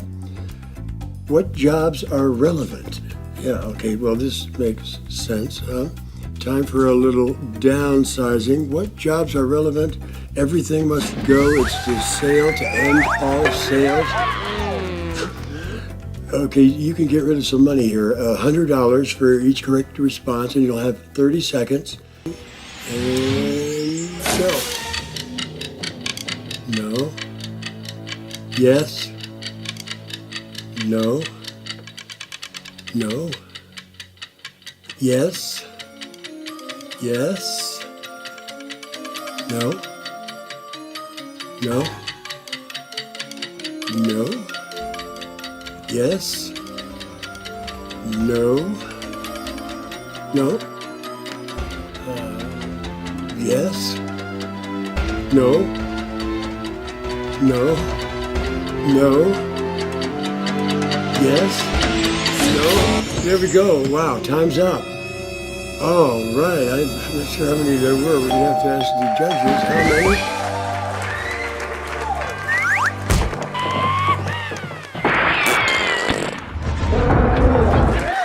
And we're rolling the dice on our future. 3. 1, 2, 3. Once again, this is sense or senseless. My turn. Okay, here's a question about energy. Right, in the resource-based economy, the aim is to stop burning these dirty fossil fuels and switch over to the clean, renewable, and free sources of energy, such as solar, wind, hydro, geothermal. Okay, but you know what they say, that we have to keep burning the dirty stuff because the technology isn't quite there yet to supply our needs with the renewable sources? For $200, it's a yes or no here. 5 seconds to think about it. Can we supply our needs at this point in time with the clean, renewable energy sources? And no. I'll say yes. And I'm right. I get rid of it anytime. What? Some of you are saying no. You say that we can't do that right now? Okay, but wait now. You remember that at the beginning of the question, it said in the resource economy. A little trick question there, because if you're thinking about our current monetary system, in that case, you're probably right. Yeah, in this system that turns us into these consumption machines and that waste so much of our energy playing the money games. In the resource economy, consumption for the sake of consumption, that would be senseless. This would be about using our resources intelligently and conservatively, and things would look a lot different. For instance, let's say if we've gotten rid of all the occupations that aren't relevant, like we've just done, then instead of the freeways looking like this, they now look like this. Yeah, imagine that. 2/3 of all this traffic on the freeways vanished. But people aren't driving to these jobs anymore. They're spending most of their time working around their homes and their communities. And okay, so how much have we saved right there? And think about all the energy we spend shipping things around the country and across the oceans, like food and other products people use. Right now we're growing food on these huge mega farms, and we pack it onto trains and planes and into trucks and start those engines and burn that fuel. And now imagine that most of this is produced locally. Every city and every town have their own farms and community gardens, and where you can't grow it outside, we have greenhouses everywhere, big ones, because this is what we're doing now. We're putting our energies and our resources into growing things. And we grow food inside high-rises too, with hydroponics and other technologies that are available now. Yeah, instead of using up all this land horizontally, we can now grow vertically. We can convert the buildings that are already there, like the office high-rises that are vacant now because the investment bankers and stockbrokers have moved on with their lives. And how about our energy sources? Instead of that massive coal-burning plant moving electricity through hundreds of miles of high-tension wires strung out across 4 or 5 states, gone. Just like with the food production, it's all done locally. Every city and every town, every community have their own systems, whatever's most efficient for their climate, weather patterns, wind and solar, hydro resources, rivers and oceans with their wave and tidal potential.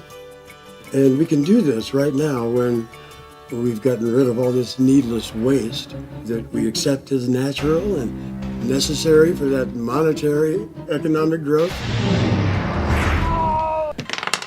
I rolled a 6. 1, 2, 3, 4, 5, 6.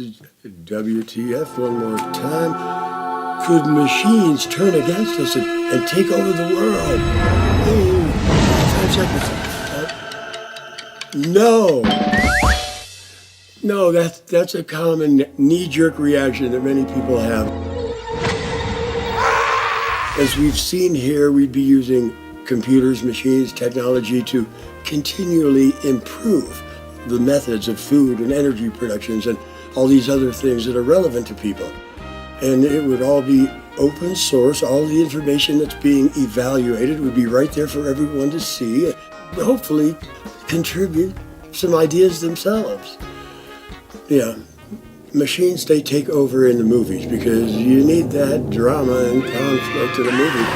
In reality, these machines would just perform their basic tasks, their monotonous jobs that we've gladly given them, and that doesn't make a good movie. No, not a lot of drama there. If someone tried to make a movie of that, I imagine it might go something like this.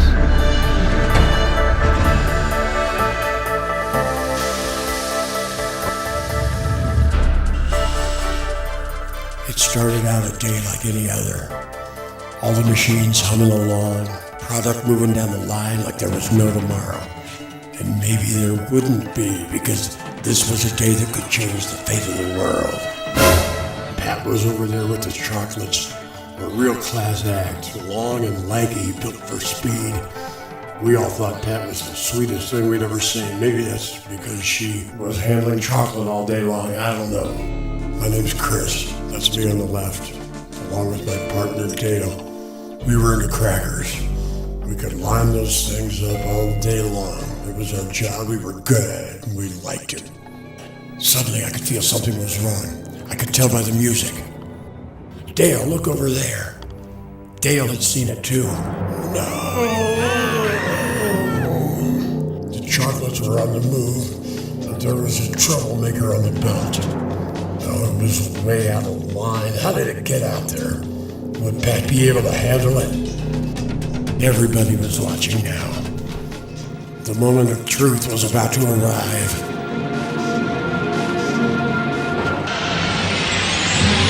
Well, that didn't turn out to be much of anything, did it?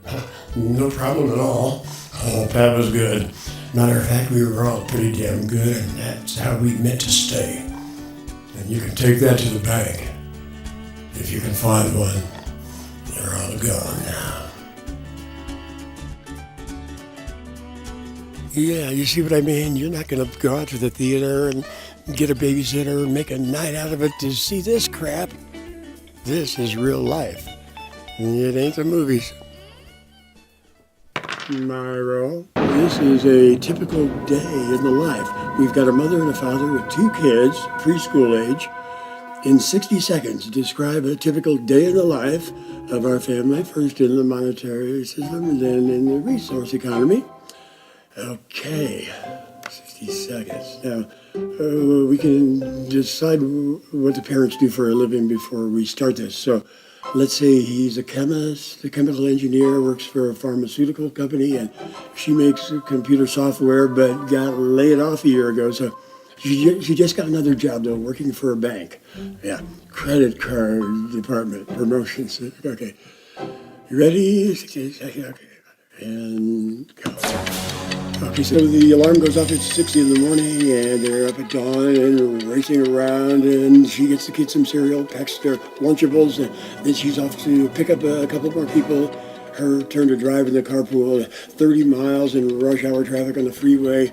It slows to a crawl, and she shakes her head, and she looks at all these cars sitting there spewing exhaust. And meanwhile, Dad drops the kids off at preschool, then drives 20 miles, listens to the news, more soldiers killed in the war, another oil spill, insider trading, the same old stuff. So he gets to the lab where he's been working on some kind of cell growth experiment. But one of his coworkers has stumbled onto a formula for a better boner pill. Yeah, and now everybody has to work on that. Not what he wants to be doing. He's not happy with this, but he's lucky to have a job. Yeah. Meanwhile, she's in an office at the bank. She's on the phone to a customer, plowing through that sales pitch. Yeah, a new credit card offer with some low-interest features that could really benefit them. Although she knows it won't, and they'll end up paying more in the long run. And she'd like to tell them the truth, but her call may be monitored for quality assurance. She hates doing this, but keeps reminding herself she's lucky to have a job. And now he's picking up the kids around 6 o'clock, and then they're picking up some bad habits at the preschool. And they're tired and whining, and he needs to be spending more time with them. He knows that, but those parents have to be working to make ends meet to pay those premiums, which keep going up. And anyway, Mom gets home an hour later, and they put some frozen dinners in the microwave. There's some housework to be done, and finances. Yeah, they usually try to get in some quality time with their kids before bed, but not tonight because it's almost April 15th, and they're still working on their taxes, and they need to go through their bills, and got to pay somebody tomorrow or get hit with another late fee. So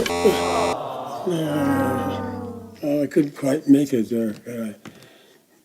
Almost. What's left? The kids fall asleep in front of the TV, and they keep going till midnight when they literally collapse into bed. No time or energy for any affection these days. No, they got to get up the next morning and get right back in the rat race. Wow. It's kind of depressing, isn't it?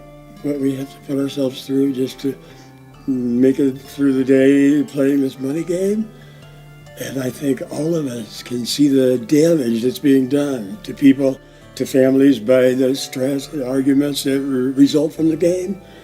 Not having enough time for the things that really matter, not being able to raise your kids with the supervision and attention they need. And this leads to all these increasing social problems in our society. I know, okay. Yeah, it's depressing. This is going to be a little better. I do believe it should be. 60 seconds, come on, and go. Okay, so they get up in the morning when they've had all the sleep they need, which is usually around 8 o'clock. And they've got a little garden outside the back door where they pick some veggies for their omelet, and the kids are involved with making breakfast, fresh fruit. And Mom takes the kids in the morning, and they walk a couple blocks to where they hop on the trolley, electric trolley. And there's very few cars on the road these days. They've gotten rid of theirs. They don't need them now. So it's just a couple miles out to the community gardens, and they spend a few hours there tending and planting and harvesting. The kids are learning about how to grow food and the different areas where people have experiments in progress. So meanwhile, Dad is online with a big group of like-minded chemical engineers. He's back to working on this human cell regeneration project. And there are scientists from Europe and Africa and Asia and the Middle East all over the world who are connected and working together on this project. And he finds this to be just fascinating. Okay, so when the rest of the family returns with more food they just picked, they make lunch. He tells them about what's been going on in his group. They tell him about some of the experiments they're doing at the gardens. And then after some quiet time, he takes the kids and they walk a mile to this assisted living facility where he's been helping with some renovations. And there's a preschool down the block, so the kids spend a couple hours there. And when he comes to get them, he stays for a while and, plays some games with the kids. And in the meantime, Mom's on the computer with her group working on a software program. And she's still into it when they get back around 5 o'clock. And so they walk over to the park, Dad and the kids, and they get some more exercise. They join in a softball game. And it's not that kind of game where the parents yell at the umps and get in fights on the sidelines, because that would just be stupid. So they go home now and they have dinner. I know, I couldn't make it. But can I just finish this day because, I like it here. Yeah, I like it a lot. And so just a few more seconds. Let me finish the day, okay? Okay, it's almost dark. They have dinner, and then this is their favorite part of the day. They're working on this project where the dad has one of the kids, and they're writing this children's story, and the mom has the other kid, and they're doing the music for it with this new software program that she's made. And they wrote this Zeitgeist Lullaby song and put it online, and other people have been listening to it and like it, and that makes them feel good that they've created something that people like. And then the parents tuck them into bed and read them a story, and the kids are all excited though about the big holiday tomorrow because it's April 15th, one of the biggest holidays in the land. When parents tell their kids about how they had to work at these jobs they didn't really want to do that weren't relevant to anything to get this paper money and give a lot of it to the government on this day. A lot of that money would be wasted on this or that. And the kids say, wow, that sounds crazy. And the parents say, oh, let me tell you about it. And the kids say, no, that's all right, we've heard enough. So anyway, there'll be festivities at the park tomorrow and games and a fun house. That could be a little scary though because it's the free market fun house, a flash from the past. And you go in there and you get hit from every direction with late fees. And around every corner you're accosted by bill collectors. And there are scary repo men at every window.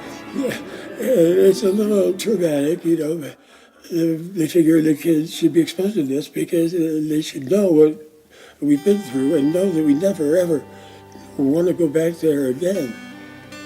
And then when the kids go to sleep, then the parents still have a little time and energy for some affection, and then they get up the next day and do it again. Yeah. That makes sense, doesn't it? That makes perfect sense to me. I mean, that's how we could be living if everything wasn't so backwards and so senseless.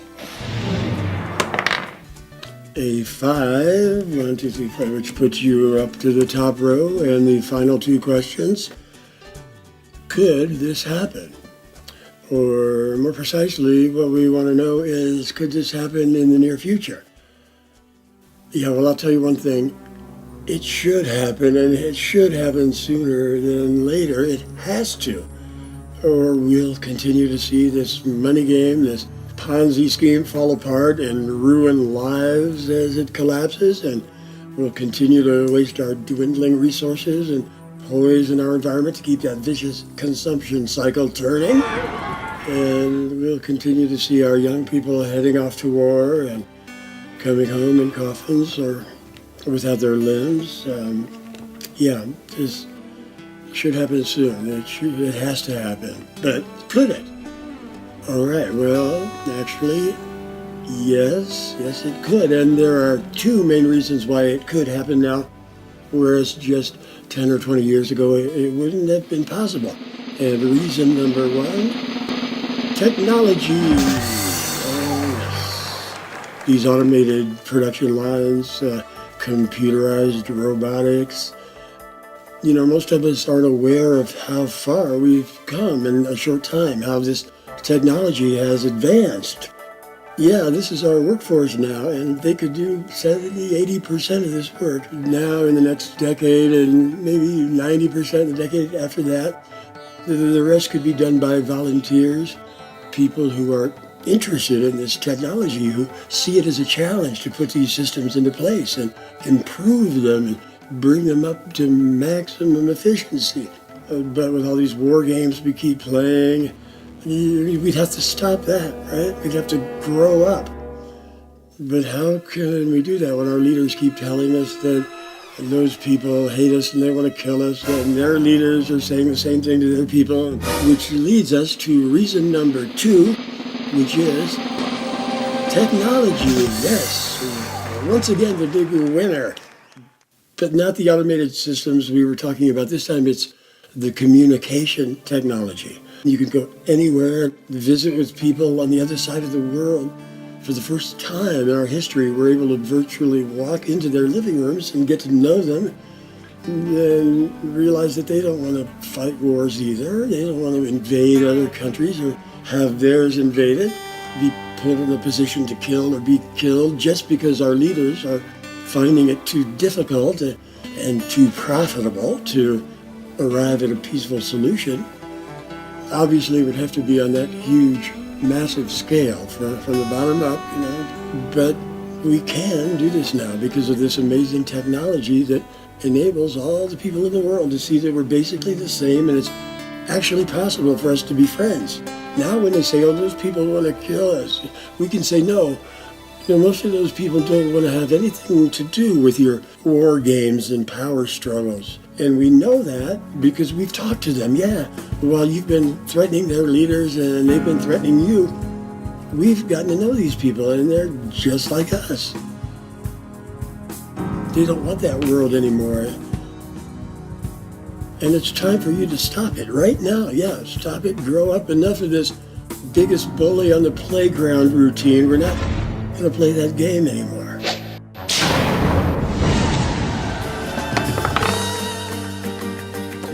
Before that gets me up there too, and the final question. Would the people in power want this to happen or let this happen? Yeah, it would seem that this small group of people who are really benefiting from our current system would resist leaving it behind. Those people who are in charge of the governments and the banks and the corporations who have this ridiculous amount of financial wealth.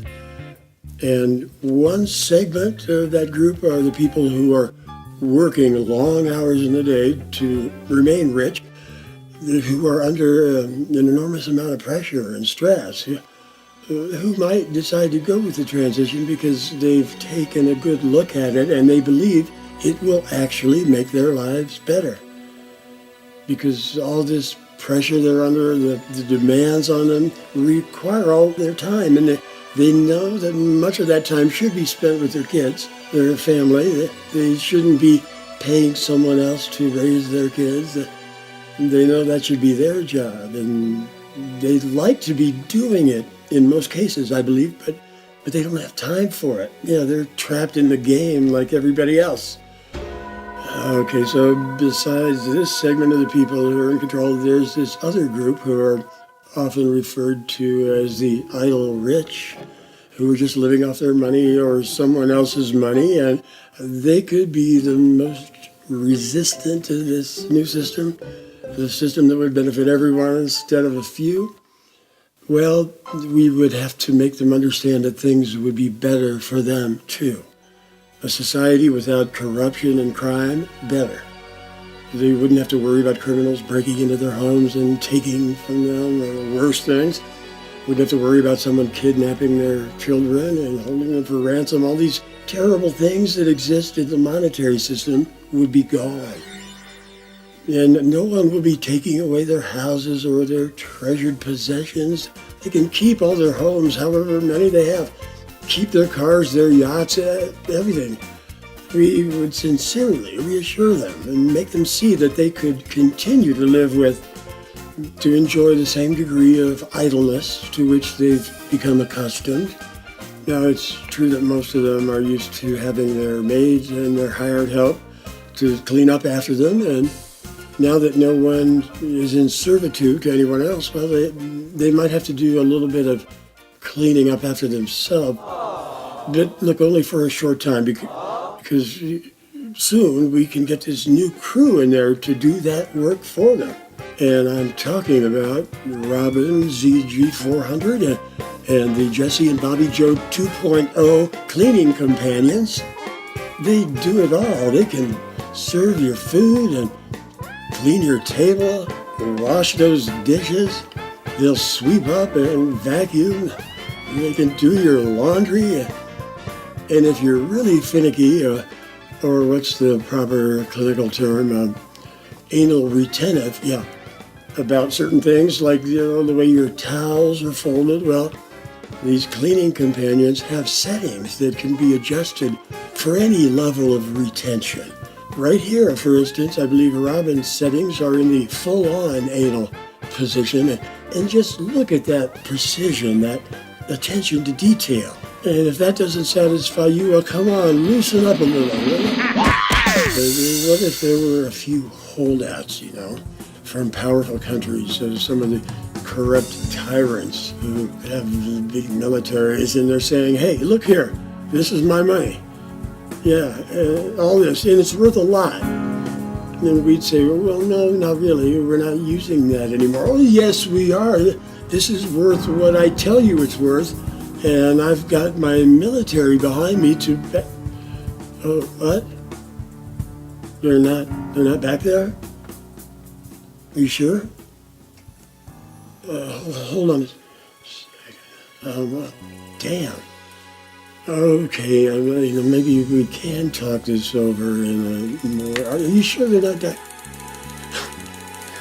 And that's how it ends. Because these are just little men with big armies. But when their armies aren't there anymore, well, they're just little men who have no other option but to walk away. And we're seeing that right now in the Middle East, in South America.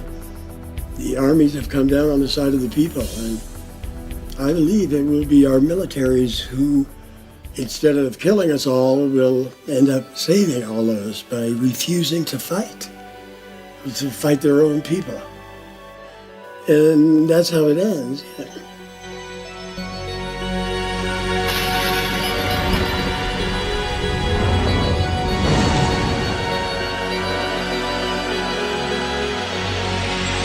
But before we say goodbye, let's go ahead and bid a fond farewell to some of this baggage that we've been carrying along for too long.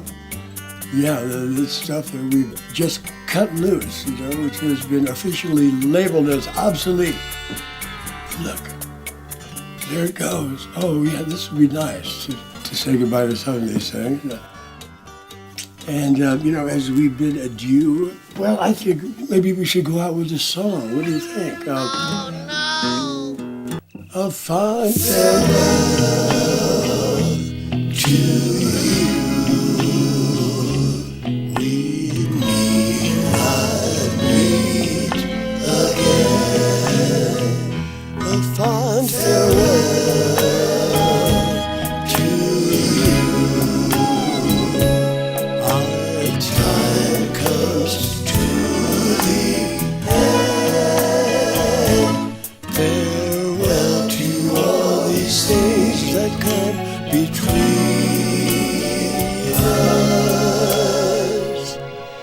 So long to silly things that just demean us. Farewell to you, my old and tired friend.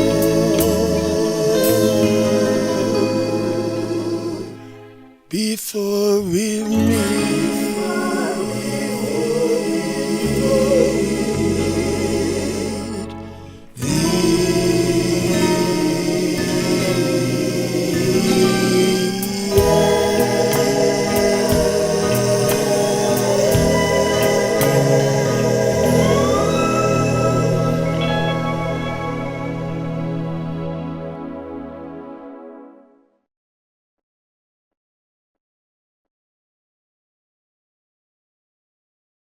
A corporation is a legal entity that is separate from its owners, known as shareholders.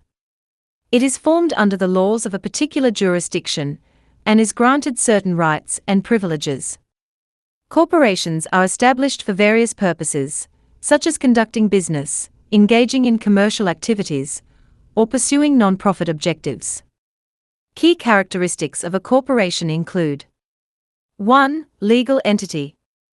A corporation is recognized as a legal entity with its own rights and obligations. It can enter into contracts, own property, sue or be sued, and engage in various legal transactions. 2. Limited liability. One of the primary advantages of a corporation is limited liability for its shareholders. This means that the shareholders' personal assets are generally protected from the corporation's debts and legal liabilities. Shareholders are only liable for the amount of their investment in the company. 3. Separate management and ownership. Corporations have a distinct separation between ownership and management. Shareholders own the corporation through the ownership of shares, but they typically do not participate in the day-to-day management of the company. Instead, they elect a board of directors to oversee strategic decisions and hire executive officers to manage the company's operations. 4. Perpetual existence. Unlike individual businesses, corporations have perpetual existence.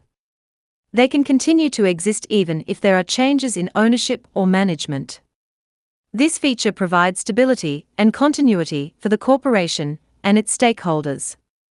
5. Transferable ownership. Shares of a corporation are typically transferable, allowing shareholders to buy and sell their ownership interests in the company. This facilitates investment and liquidity for shareholders. 6. Profit maximization. Corporations are generally organized with the objective of maximizing profits for their shareholders. This means that the corporation's decisions and activities are often driven by the pursuit of financial gains. It's worth noting that corporations can vary in size, structure, and purpose. They can be privately owned, closely held, or publicly traded on stock exchanges, and they can operate in various industries and sectors. Overall, corporations play a significant role in the global economy, as they enable the pooling of resources, encourage investment, and provide a legal framework for conducting business activities. The impact of corporations on society and the environment can be significant and wide-ranging. Here are some key points to consider. 1. Economic impact. The distribution of wealth and benefits from corporate activities can be uneven, leading to income inequality and social disparities. The general myth in a market system is that corporations drive scientific innovation. This is simply untrue, considering the more trading goes on, the wider the gap between the rich and the poor gets, and innovation is greater in more equal countries. Also, the more economic growth, the more happiness in society is assumed. This is also untrue. When GDP rises, it is simply the buying and selling of more goods and services. This has nothing to do with human happiness. An addiction to owning more and more material possessions, or owning more and more money, is not true happiness. 2. Employment practices. Corporations have faced criticism for labor rights violations, including poor working conditions, low wages, exploitation of workers, and the suppression of labor unions. Ensuring fair and ethical labor practices is crucial for promoting social well-being. 3. Environmental impact. Many corporations have a significant ecological footprint due to their operations, resource consumption, and waste generation. Industries such as energy, manufacturing, and agriculture can contribute to pollution, deforestation, habitat destruction, and greenhouse gas emissions. The extraction of natural resources can also lead to environmental degradation and the loss of biodiversity. 4. Climate change. Corporations, particularly those involved in the extraction and burning of fossil fuels, are major contributors to climate change. Their greenhouse gas emissions contribute to global warming, sea level rise, and extreme weather events. Transitioning to sustainable practices, reducing emissions, and investing in renewable energy are crucial steps for mitigating climate change. 5. Social responsibility. Increasingly, there is a growing expectation for corporations to act responsibly and ethically. This includes promoting diversity and inclusion, respecting human rights, supporting local communities, and embracing sustainable practices. Many corporations are adopting corporate social responsibility (CSR) initiatives and sustainability strategies to address these concerns. 6. Influence on politics and policy. Due to their financial resources and lobbying power, corporations can exert significant influence on political processes and policymaking. This influence can shape regulations, taxation policies, and trade agreements, potentially favoring corporate interests over the broader public interest. Ensuring transparency, accountability, and a level playing field in the political realm is essential. 7. Corporate social impact. Some corporations actively engage in philanthropic activities, corporate giving, and community development initiatives. They contribute to social causes, support charitable organizations, and promote social well-being. While these efforts can have positive effects, critics argue that they should not replace systemic changes or address the root causes of social issues. It is a myth that corporations can become more ethical through political policy changes. In reality, corporations are so big that they are bigger than governments. The basis of a corporation is to cut costs and maximize profit regardless of the social and environmental cost. There is a revolving door between leaders of corporations and politicians. This means that government is just another business or chess piece to be used by the elite to control the public. The alternative is a scientifically based social system called a natural law resource-based economy, or an open-source society, that enables a level of freedom and a high standard of living for all people, never before seen. Segment 1. Understanding the resource-based economy. Defining a resource-based economy. A resource-based economy is a socio-economic system based on the intelligent management of Earth's resources, advanced technology, and a holistic approach to societal well-being. Emphasis on resource management. Unlike market systems driven by profit, a resource-based economy focuses on sustainable resource allocation, optimization, and utilization for the benefit of all people and the planet. Holistic systems thinking. A resource-based economy encourages a systemic perspective, integrating fields such as science, technology, ecology, and sociology to address complex societal challenges. Segment 2. Benefits to human health. Enhanced access to basic needs. In a resource-based economy, access to clean water, nutritious food, healthcare, education, and shelter becomes a priority for all individuals, promoting overall health and well-being. Eliminating socioeconomic disparities. By eliminating monetary barriers and promoting equitable resource distribution, a resource-based economy reduces disparities in healthcare access, education quality, and living standards, enhancing social cohesion and reducing stress-related health issues. Emphasizing preventive healthcare. With a focus on proactive measures, including preventive healthcare, mental health support, and holistic wellness programs, a resource-based economy prioritizes maintaining well-being and preventing illness. Segment 3. Environmental health and sustainability. Ecological balance and conservation. A resource-based economy recognizes the finite nature of Earth's resources and aims to achieve a harmonious relationship between human activity and the environment. It promotes sustainable practices, renewable energy, waste reduction, and ecological conservation. Regenerative design. Through advanced technology and sustainable design principles, a resource-based economy strives to create regenerative systems that restore ecosystems, minimize pollution, and preserve biodiversity. Climate change mitigation. By transitioning to renewable energy sources, optimizing resource use, and reducing carbon emissions, a resource-based economy actively contributes to combating climate change and its detrimental effects on human and environmental health.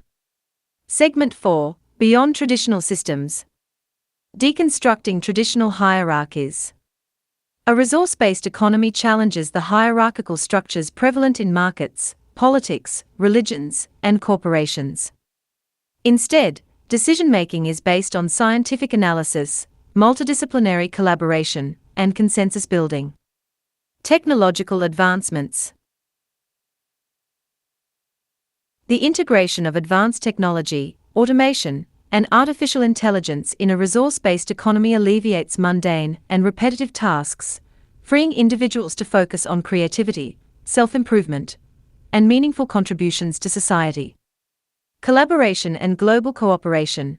A resource-based economy encourages global cooperation, resource sharing, and the exchange of knowledge and ideas to address global challenges collectively.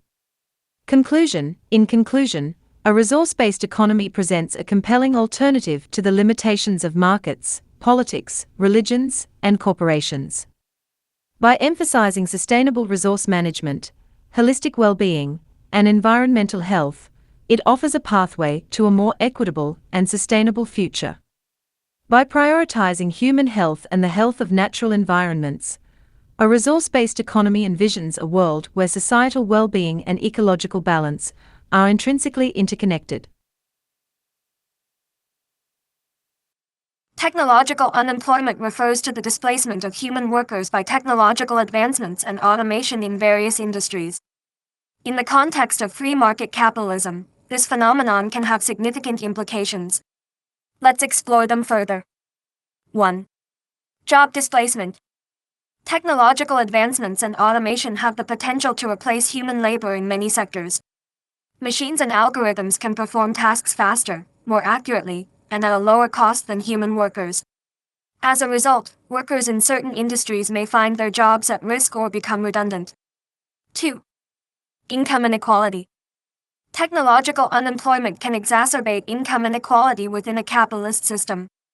The benefits of automation and increased productivity often accrue to the owners of capital, while displaced workers face the risk of unemployment or job insecurity. This can widen the wealth gap between the wealthy elite and the working class. 3. Structural unemployment.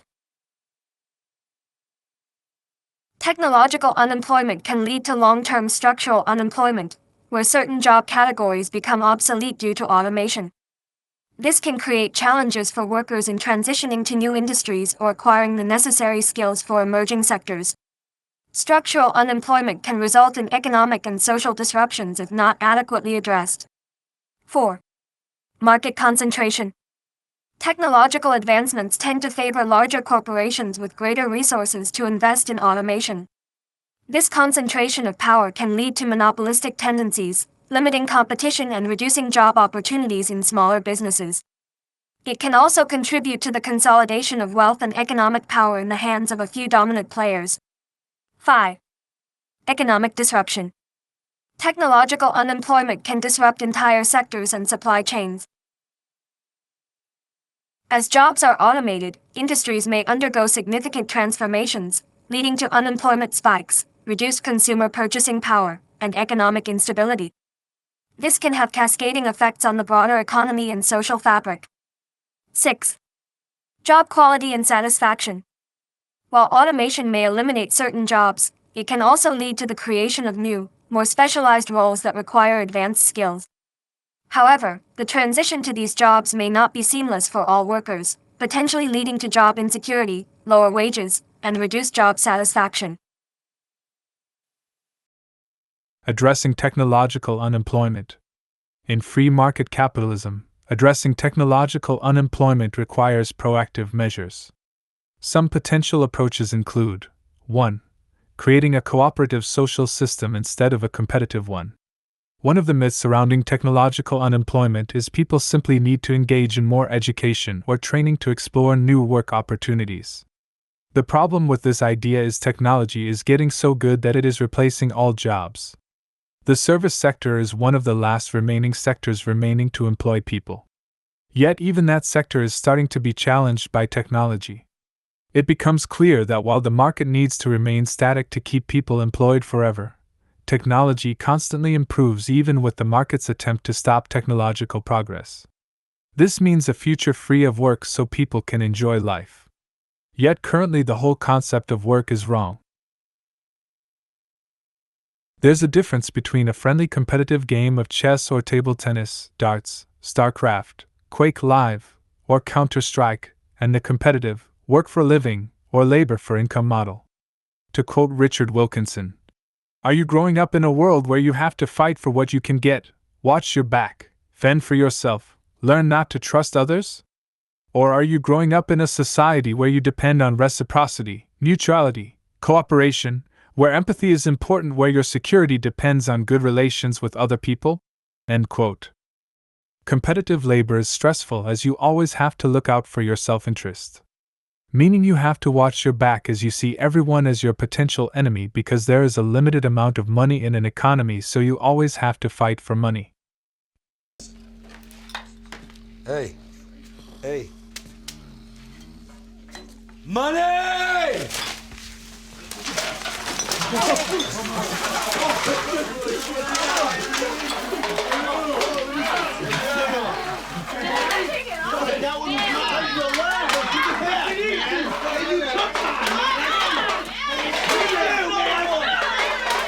The reality is humans are a social species, and the competitive mindset or the social relations the market produces are bad for our social and consequently our physical health. To quote Robert Sapolsky, "The health connection with poverty, it's not about being poor, it's about feeling poor." Also quoting Richard Wilkinson again, "The trigger to violence is so often people feeling looked down upon and disrespected." End quote. 2. Social safety nets. Strengthening social safety nets, such as unemployment benefits, healthcare, and income support, can provide a cushion for workers facing job displacement. These measures help ensure a smooth transition and protect individuals from the economic shocks associated with technological unemployment. 4. Economic policies. Implementing policies that promote job creation, encourage entrepreneurship, and foster innovation can help offset the negative impacts of automation. Governments can incentivize the development of new industries and support small businesses to foster a diverse and resilient job market. 5. Universal Basic Income (UBI). Some advocate for the implementation of UBI, a system where all citizens receive a regular income regardless of employment status. UBI aims to provide a basic standard of living and alleviate financial stress during periods of technological unemployment. In summary, technological unemployment within a free market capitalist system can lead to job displacement, income inequality, and economic disruptions. And the whole competitive, labor for income social system has to go in favor of a cooperative one. Science is a cooperative process. Science has shown that more scientific innovation results in more equal countries. Read the book The Spirit Level by Richard Wilkinson. While money is not a religion in the traditional sense, some scholars and philosophers have explored the idea that money can possess certain characteristics and functions that resemble religious beliefs and practices. Here are a few perspectives on the subject. 1. Belief system.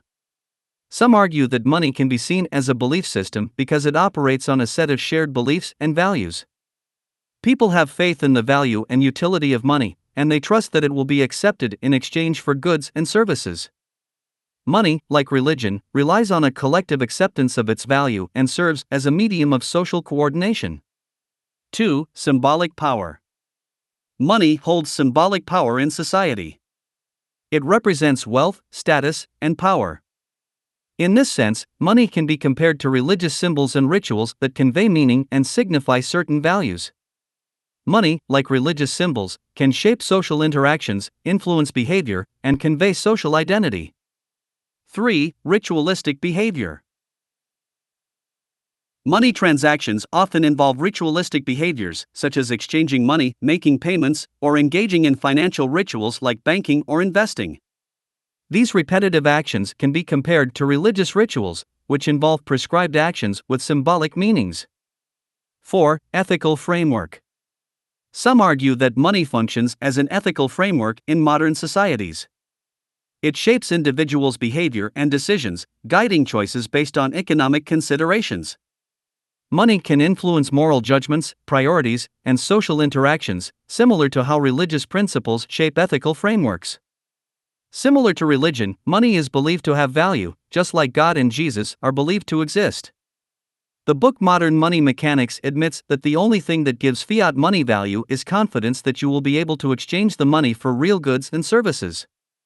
Money is a form of violence as it enforces poverty. There's not enough money for everyone to cover their debts, bills, and necessities to live.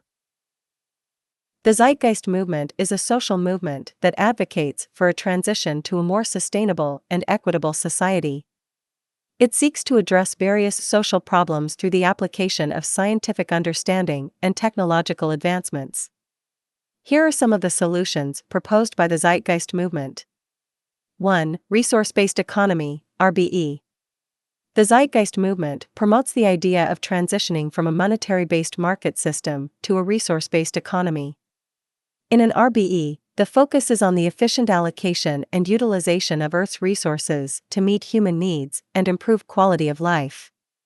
It aims to replace the scarcity-based model of capitalism with a systems approach that considers the carrying capacity of the planet. 2. Sustainable resource management. The movement emphasizes the need for sustainable practices in resource extraction, production, and consumption.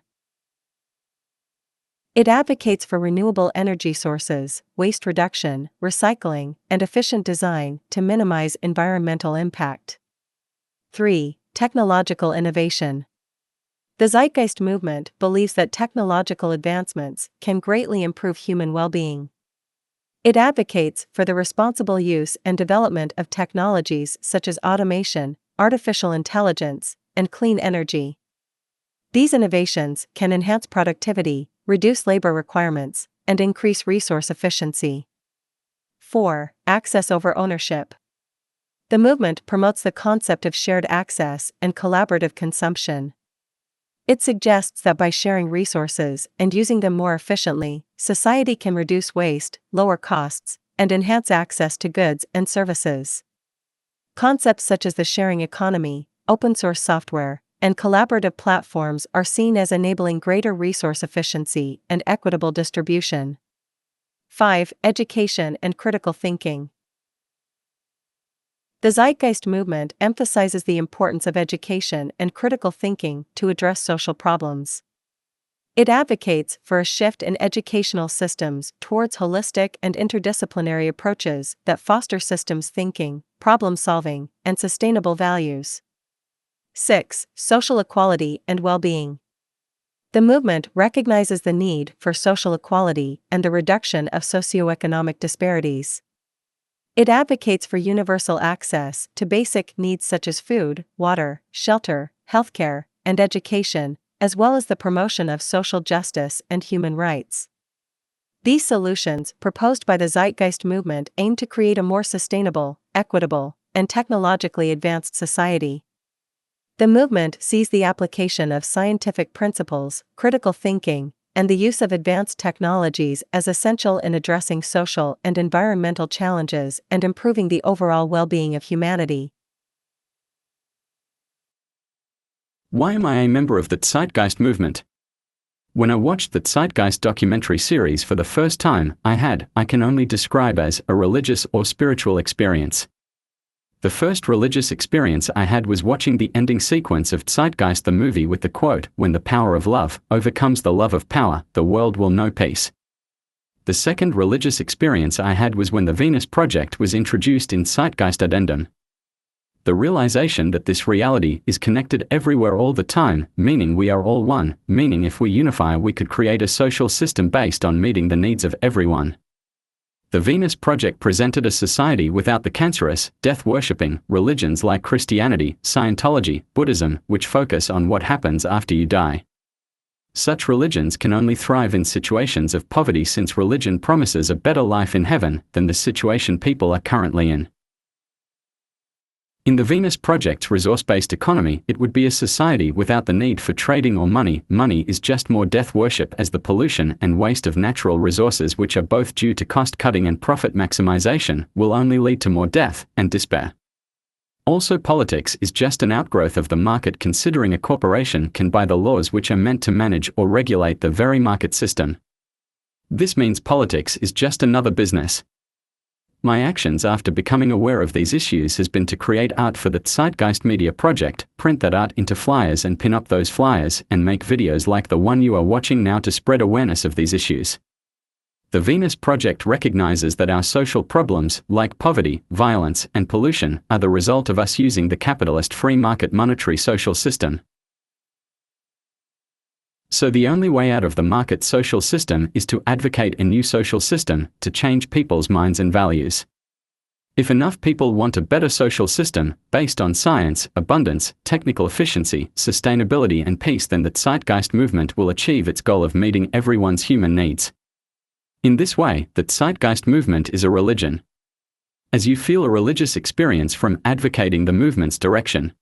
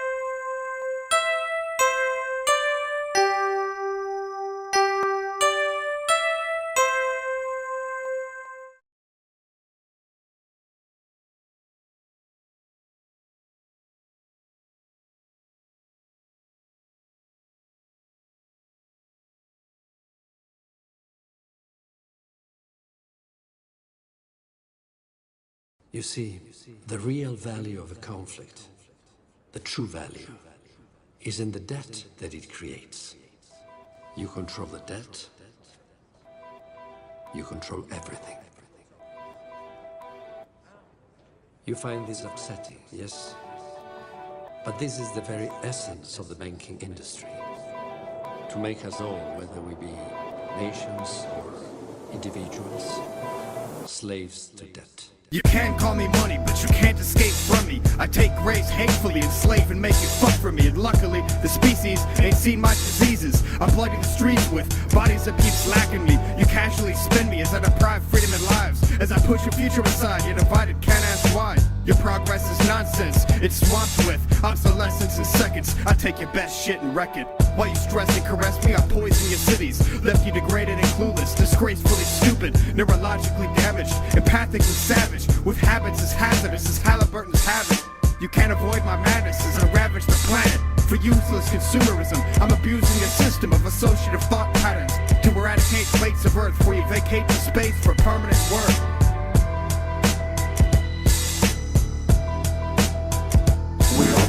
Drop your rights and surrender your resources. Your cultural and spiritual distinctiveness will be consumerized into our own. Resistance is futile, you will be consumerized.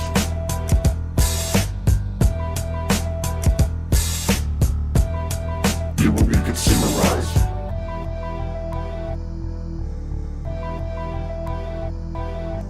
I've globalized wasting, Earth's a wasting. A third of the food made just gets thrown away. Like a third of humans that waste away hungrily, and other poverty that permanently follows y'all to veritably swallow y'all like a fat lady eating Mickey D's. You can teach people about me, but I cheat more frequently. You worship me and believe I promise you'll be prosperous, but I'm twice the fraudulent as posthumous life insurance. Completely deadly, psychopath on the warpath, wreaking suffering discreetly, pimping scarcity, no peace treaty can buffer me, and suddenly it's a race to extinction thanks to me, the demon.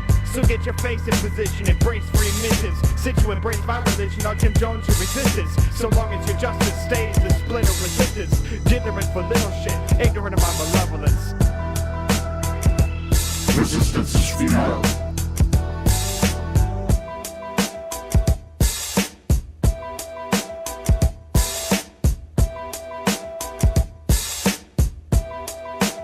You will be consumerized.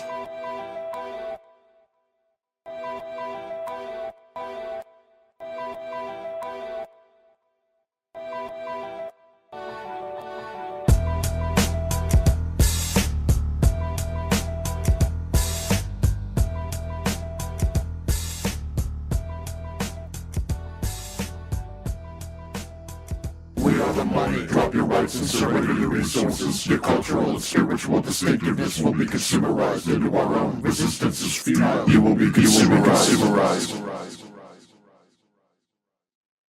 I am Zeitgeist.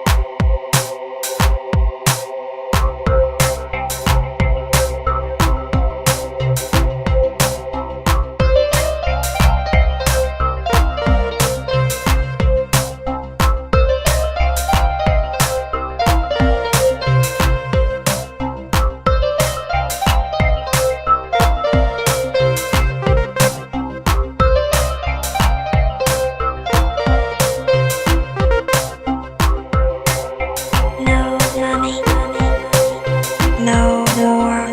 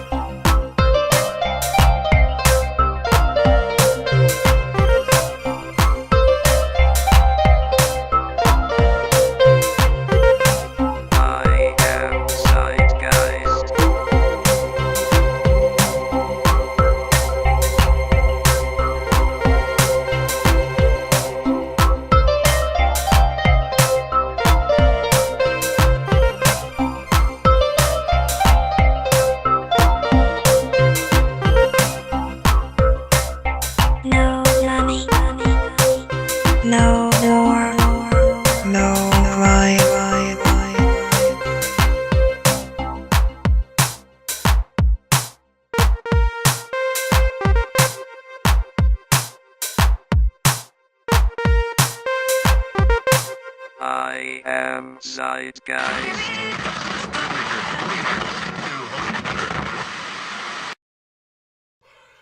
It's too much money here. I mean, nobody should be hitting lotto for 36 million and we got people starving in the streets. That is not idealistic, that's just real. That is just stupid. There's no way Michael Jackson should have, or whoever Jackson, should have $1,000,000 billion and then there's people starving. There's no way. There's no way that these people should own planes and their people don't have houses, apartments, shacks, drawers, pants. We say to people that say, well, they earned it. Now you go out and you're earning it. If they earned it, then I think that that's good, and I think that they deserve it. But even if you earned it, you still owe.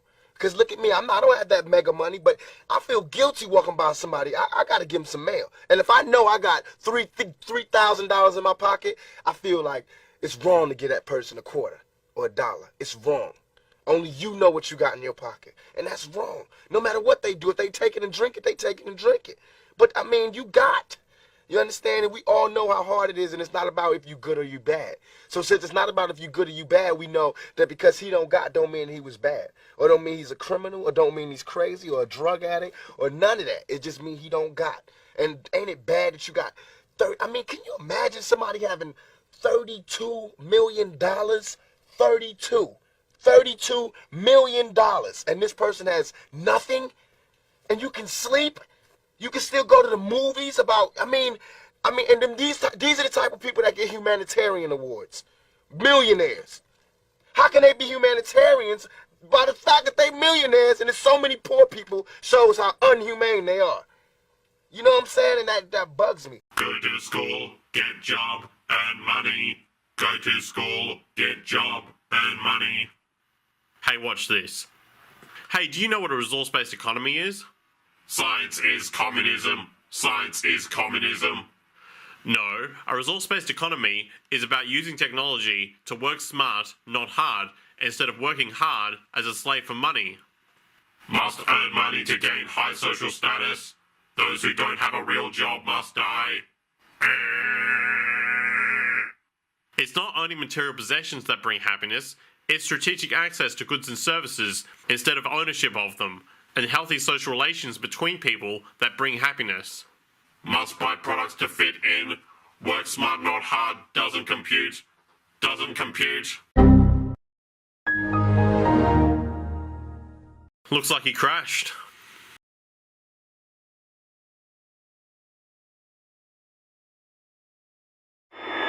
We hold these truths to be self-evident, that all men are created equal. I'm only a child, yet I know we are all in this together and should act as one single world towards one single goal. We have heard the rationales offered by the superpowers. We know who speaks for the nations, but who speaks for the human species? Who speaks for Earth? I am talking about the resource-based economy. The scientific method for social equality, where our technology allows for life in global abundance. And the choice between contender and incumbent is redundant.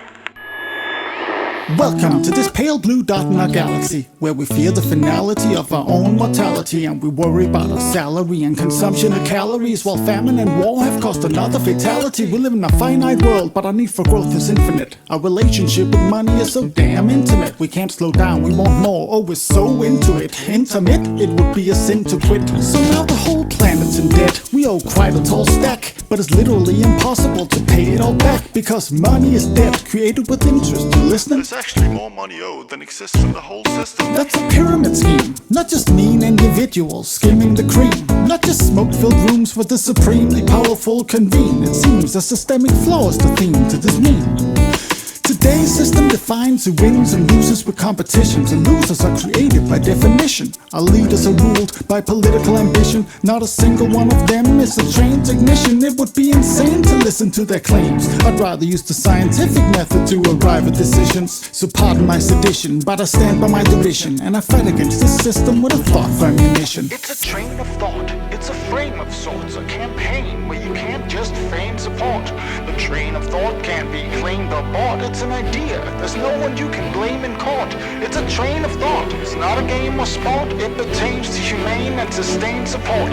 Like a chain is wrought. It can be trained and taught to anyone with a brain. Let me explain in short. I'm talking about the resource-based economy, the scientific method for social equality. No political borders, no one giving you orders. It's a wealth worth giving to our sons and daughters. I'm talking about the resource-based economy, the scientific method for social equality. Take care of the planet and meet everybody's need. Make the world debt-free, just live and let be. We can't control nature, we can only try to fit the mold. So instead of growth and jobs, let's set ourselves a new goal. A bold, high standard of living for the planet as a whole, in a sustainable way for every human soul, young and old. Let go of your borders, time to think worldwide. No more democracy and politics, all that's been tried. Instead, we use the scientific method as a guide to arrive at decisions on how technologies apply. And if we want to provide, we can't take a resource and abuse it. We need to keep track of what we have and how fast we use it. Systems theory tells us everything in nature's connected. When we cut down too many trees, the ecosystem is affected. So in production, it makes sense to build everything to last. Planned obsolescence should be a thing of the past. And if we design fast evolving technologies to be modular, we can replace old parts with the new and more popular. To distribute our goods, the shortest distance is preferred. To transfer from there, what we can make here is absurd. Then we evaluate demand for goods and build hubs to receive them. Like a library where you check things out for as long as you need them. All of this is doable with today's technology, as long as we apply the right methodology. Cause scarcity is technically outdated, you follow me? This way we can live in abundance and global equality. I'm talking about the resource-based economy, the scientific method for social equality, where technology allows a life in global abundance, and the choice between contender and incumbent is redundant. I'm talking about the resource-based economy, the scientific method for social equality. Every time the transition is about damn time. The planet is shared by all of mankind. Incentive is the key to understanding volition. We don't act without it, it's behind any decision. There's no human nature to behavior, just predisposition that has to be supported by the surrounding conditions. So the mission is one we should all agree to pick. No police, no prisons, no referee to trick. Build a system with no incentive for harmful behavior, cause if you remove the carrot, you don't need the stick. There would be nothing to gain from trying to mislead, mistreat or deceive. No incentive to thieve, what could you hope to achieve?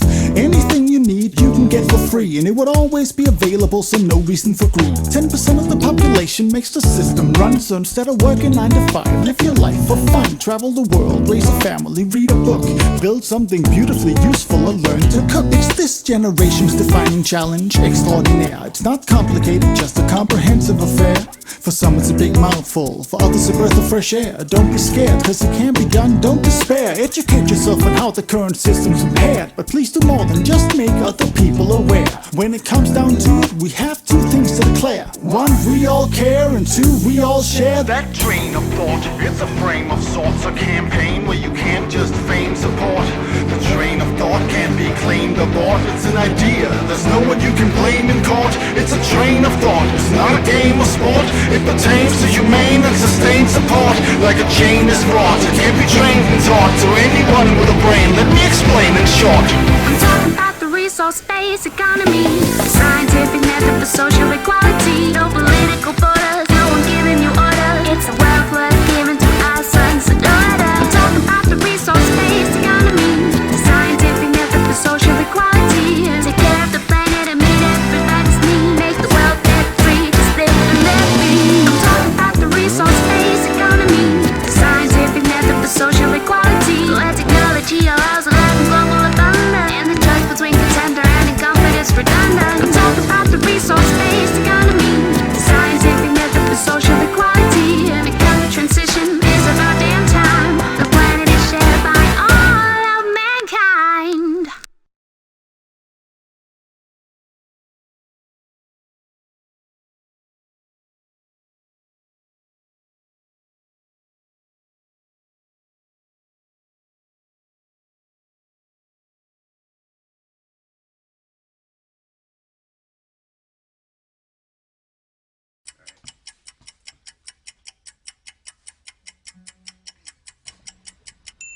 I wish I could say everything's just peachy, yeah. Living life is so easy, but it's not.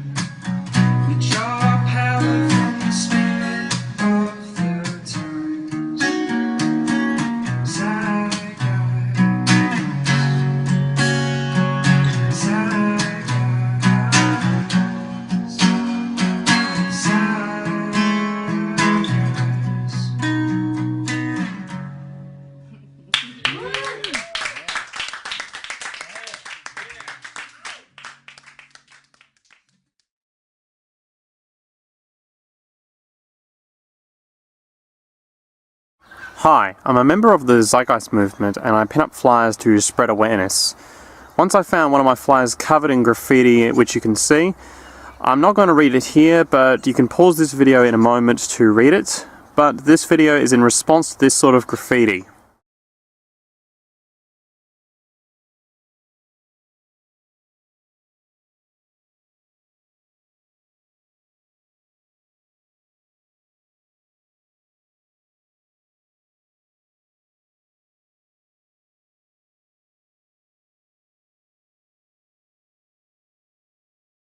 On the subject of trading, I want to mention two statements that I really dislike. Money is obsolete. It is no longer relevant. This statement is only valid when referring to automation. At no point in history has trading or money been a valid practice, as this video will explain. So this statement is slightly misleading. The second statement is a lot more infuriating to me.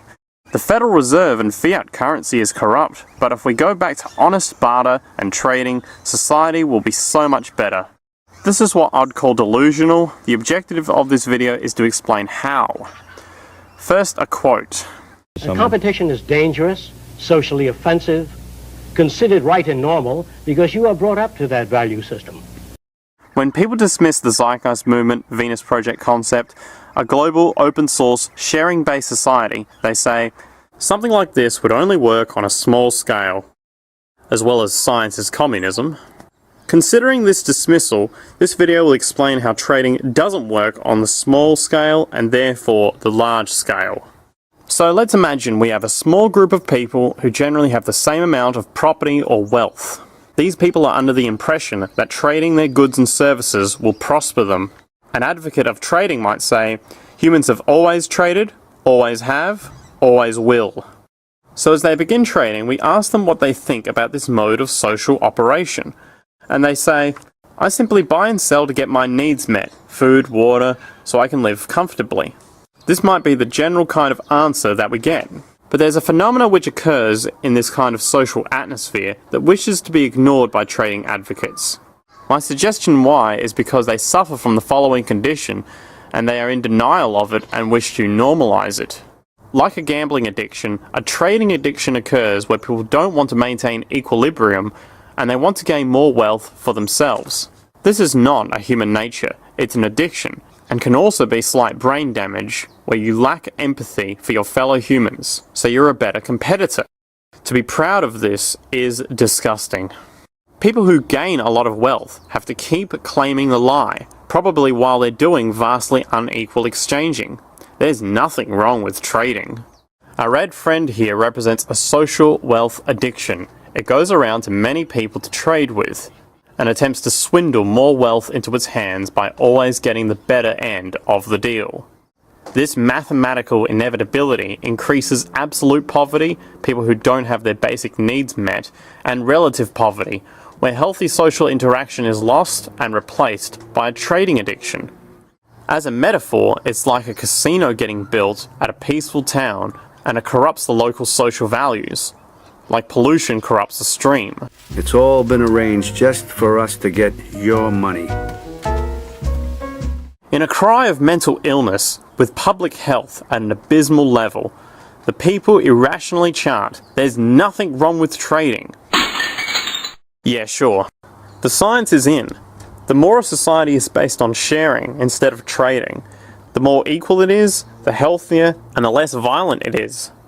This is not communist propaganda, it is the scientific reality. The skeptics are still welcome to keep saying that science is communism or Zeitgeist is a cult, but to me, that's a sign of automatic shallow responses designed to religiously defend the status quo. It's laughable that these defenses actually work. Anyway, please visit my Facebook to check out more of the activism I've done, and I hope you join the movement. And now, please stand for the Australian National Anthem. Oh, United States is really fucking great. Oh, United States is the best fucking place. Oh, Mitt Romney rules. I am glad President of United States. It is the best fucking place.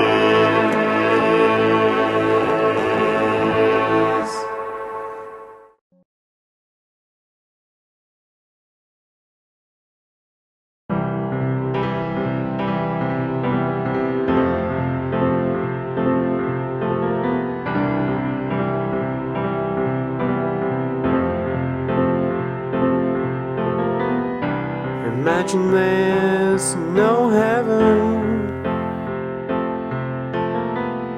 It's easy if you try.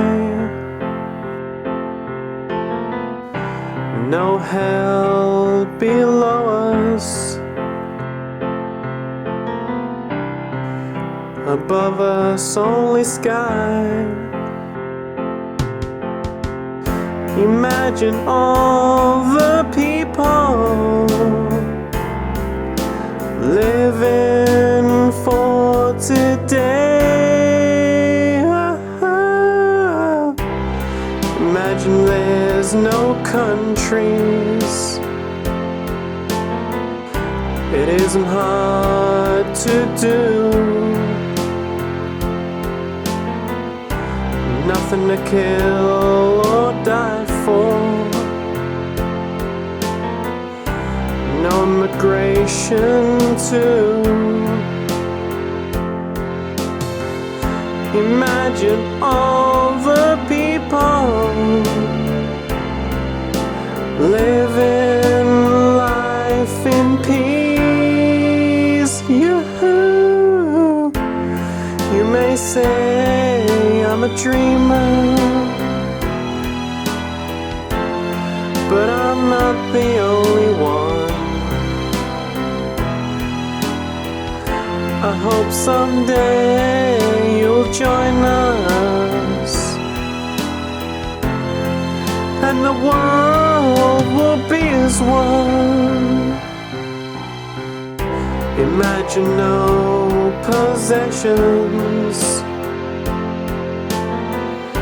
I wonder if we can. No need for greed or hunger. Our brotherhood and sisterhood of man. Imagine all the people sharing all the wood. You may say I'm a dreamer, but I'm not the only one. I hope someday you'll join us, and the world will live as one.